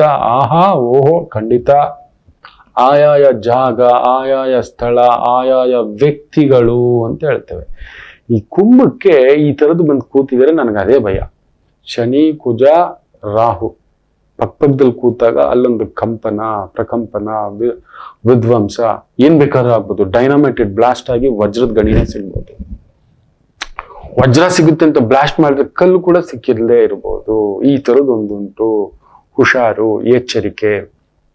ಎಷ್ಟು ಎಚ್ಚರಿಕೆ ಇರ್ತೀರೋ ಅಷ್ಟು ಒಳ್ಳೇದು. ದೊಡ್ಡ ಕೆಲಸ, ದೊಡ್ಡ ಕಾರ್ಯ, ದೊಡ್ಡ ಊರು, ದೂರ ಕಾರ್ಯ, ಗೊತ್ತಿಲ್ಲದ ಕಾರ್ಯ, ಗೊತ್ತಿಲ್ಲದ ವ್ಯವಹಾರ, ಗೊತ್ತಿಲ್ಲದ ಟ್ರೇಡಿಂಗು, ಏನೇನೋ ಮಾಡ್ಲಿಕ್ಕೆ ಹೋಗ್ಬೇಡಿ. ನೋಡ್ಕೊಂಡು ಮಕ್ಕಳೇ, ಉಂಟು ನನ್ನ ಅಂಕೆಗೆ ಮೀರಿದಂಥದ್ದು.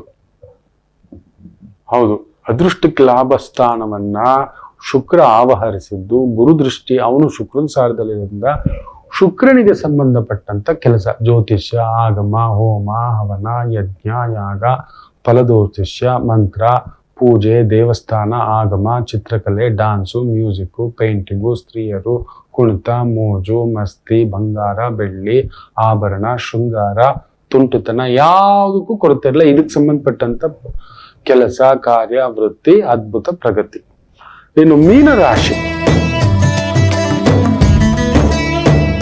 ಖರ್ಚೊಂದು ಬಿಟ್ಟು ವಿಪರೀತ ಖರ್ಚಿರುತ್ತೆ. 80,000 ಸಂಪಾದನೆ ಅಂದ್ರೆ 1.5 ಲಕ್ಷ ಖರ್ಚಿರುತ್ತೆ. ಏನೇನೋ ತಂದಿಟ್ಕೋತೀರಿ, ಮೀರಿದಂಥದ್ದು. ಮನೆ ಮಾಡ್ಕೊಳ್ಳೋ ಯೋಗ ಇದೆ, ಮನೆ ಮಾರೋ ಯೋಗ ಇದೆ. ಒಳ್ಳೆ ಮನೆ, ಒಳ್ಳೆ ಜಾಗ, ಒಳ್ಳೆ ವ್ಯವಹಾರ, ಒಳ್ಳೆ ಉದ್ಯೋಗ, ಒಳ್ಳೆ ಬುದ್ಧಿ, ಒಳ್ಳೆ ಸ್ಥಾನ.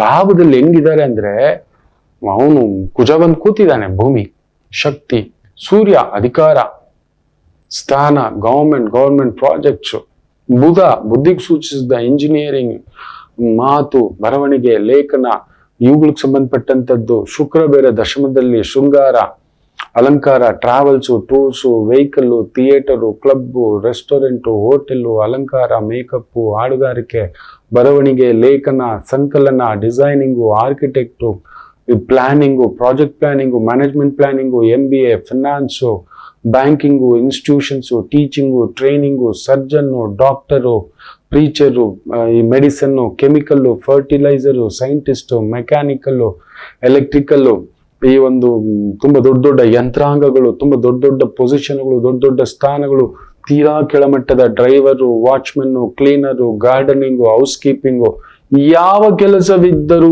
ಈ ವಾರ ನಿಮಗೆ ಕುಂಭದ್ರೋಣ ಮಳೆಯೇ. ಹಂಗ್ ಕೂತಿದ್ದಾರೆ ಅಂದ್ರೆ ಒತ್ತಡಗಳಿದ್ರು ಕೂಡ, ದಯಾಮುಕ್ತಿಗಳ ಪ್ರಭಾವ ಇದ್ರು ಕೂಡ, ಯಾರೋ ಬಂದು ಒಳ್ಳೆಯವ್ರು ಕುತ್ಕೊಬಿಟ್ಟಿದ್ದಾರೆ ಅವ್ರ ಪಕ್ಕದಲ್ಲಿ. ಇರೋ ಸ್ವಲ್ಪ ದಿನ ತಗೊಳ್ಳೋ ಮೈಸೂರು ಪಾಕು, ತಗೊಳ್ಳೋ ಶುಗರ್ ಇದೆ, ಮರ್ತು ಬಿಡ್ತೀನಿ, ಹೆಂಡತಿ ಇದ್ದಾಳೆ, ಮರ್ತು ಬಿಟ್ಟು, ಶುಕ್ರ ತನ್ನ ಪ್ರಭಾವ ಬೀರ್ಬಿಡ್ತಾನೆ, ಚೆನ್ನಾಗಿ ತಿನ್ನಿಸ್ಬಿಟ್ಟು ಆಮೇಲೆ ಲಿವರು, ಪ್ಯಾಂಕ್ರಿಯಾಸ್ ಹೋಯ್ತು ಗುರುಗಳೇ, ಅದಾಯ್ತು ಗುರುಗಳೇ ಅಂತ ಜಾಗ್ರತೆ. ಅದೊಂದು ವಿಪರೀತ ಖರ್ಚುಗಳನ್ನ ತಂದಿಡ್ತಾನೆ. ಮಿಕ್ಕಂತ ಏನೂ ತೊಂದರೆ ಇಲ್ಲ. ವಾರ ಮೀನರಾಶಿಯವರಿಗೆ ಒಳ್ಳೆ ಮಳೆ, ಬೆಳೆ, ಗಾಳಿ, ರೈತರಾಗಿದ್ದೀರಾ, ದವಸ ಧಾನ್ಯ, ಅಕ್ಕಿ, ಬೇಳೆ, ಈ ತರದ ಫಸಲು, ಕೊಬ್ಬರಿ, ಬೆಲ್ಲ, ಈ ತರದ ಒಂದು ದಾಸ್ತಾನು ಮಾರಾಟಗಾರಿಕೆ ತೊಡಗಿಸ್ಕೊಂಡಿದ್ದೀರಾ, ರಿಟೇಲ್ ಟ್ರೇಡರ್ ಆಗಿದ್ದೀರಾ, ರಿಟೇಲ್ ಇಂಡಸ್ಟ್ರಿನಲ್ಲಿ ಇದ್ದೀರಾ, ಎಲೆಕ್ಟ್ರಾನಿಕ್ಸ್ ಇಂಡಸ್ಟ್ರಿನಲ್ಲಿ ಇದ್ದೀರಾ, ಎಲೆಕ್ಟ್ರಾನಿಕ್ಸ್ ವಸ್ತುಗಳ ವ್ಯಾಪಾರ ವಹಿವಾಟುಗಳಲ್ಲಿ ತೊಡಗಿಸ್ಕೊಂಡಿದ್ದೀರಾ, ಅದ್ಭುತ ಪ್ರಗತಿ ಕಾಣತಕ್ಕಂಥ ಒಂದು ವಾರ. ಎಲ್ಲರಿಗೂ ಒಳ್ಳೆಯದಾಗಲಿ. ಮಾತೃದೇವೋ ಭವ.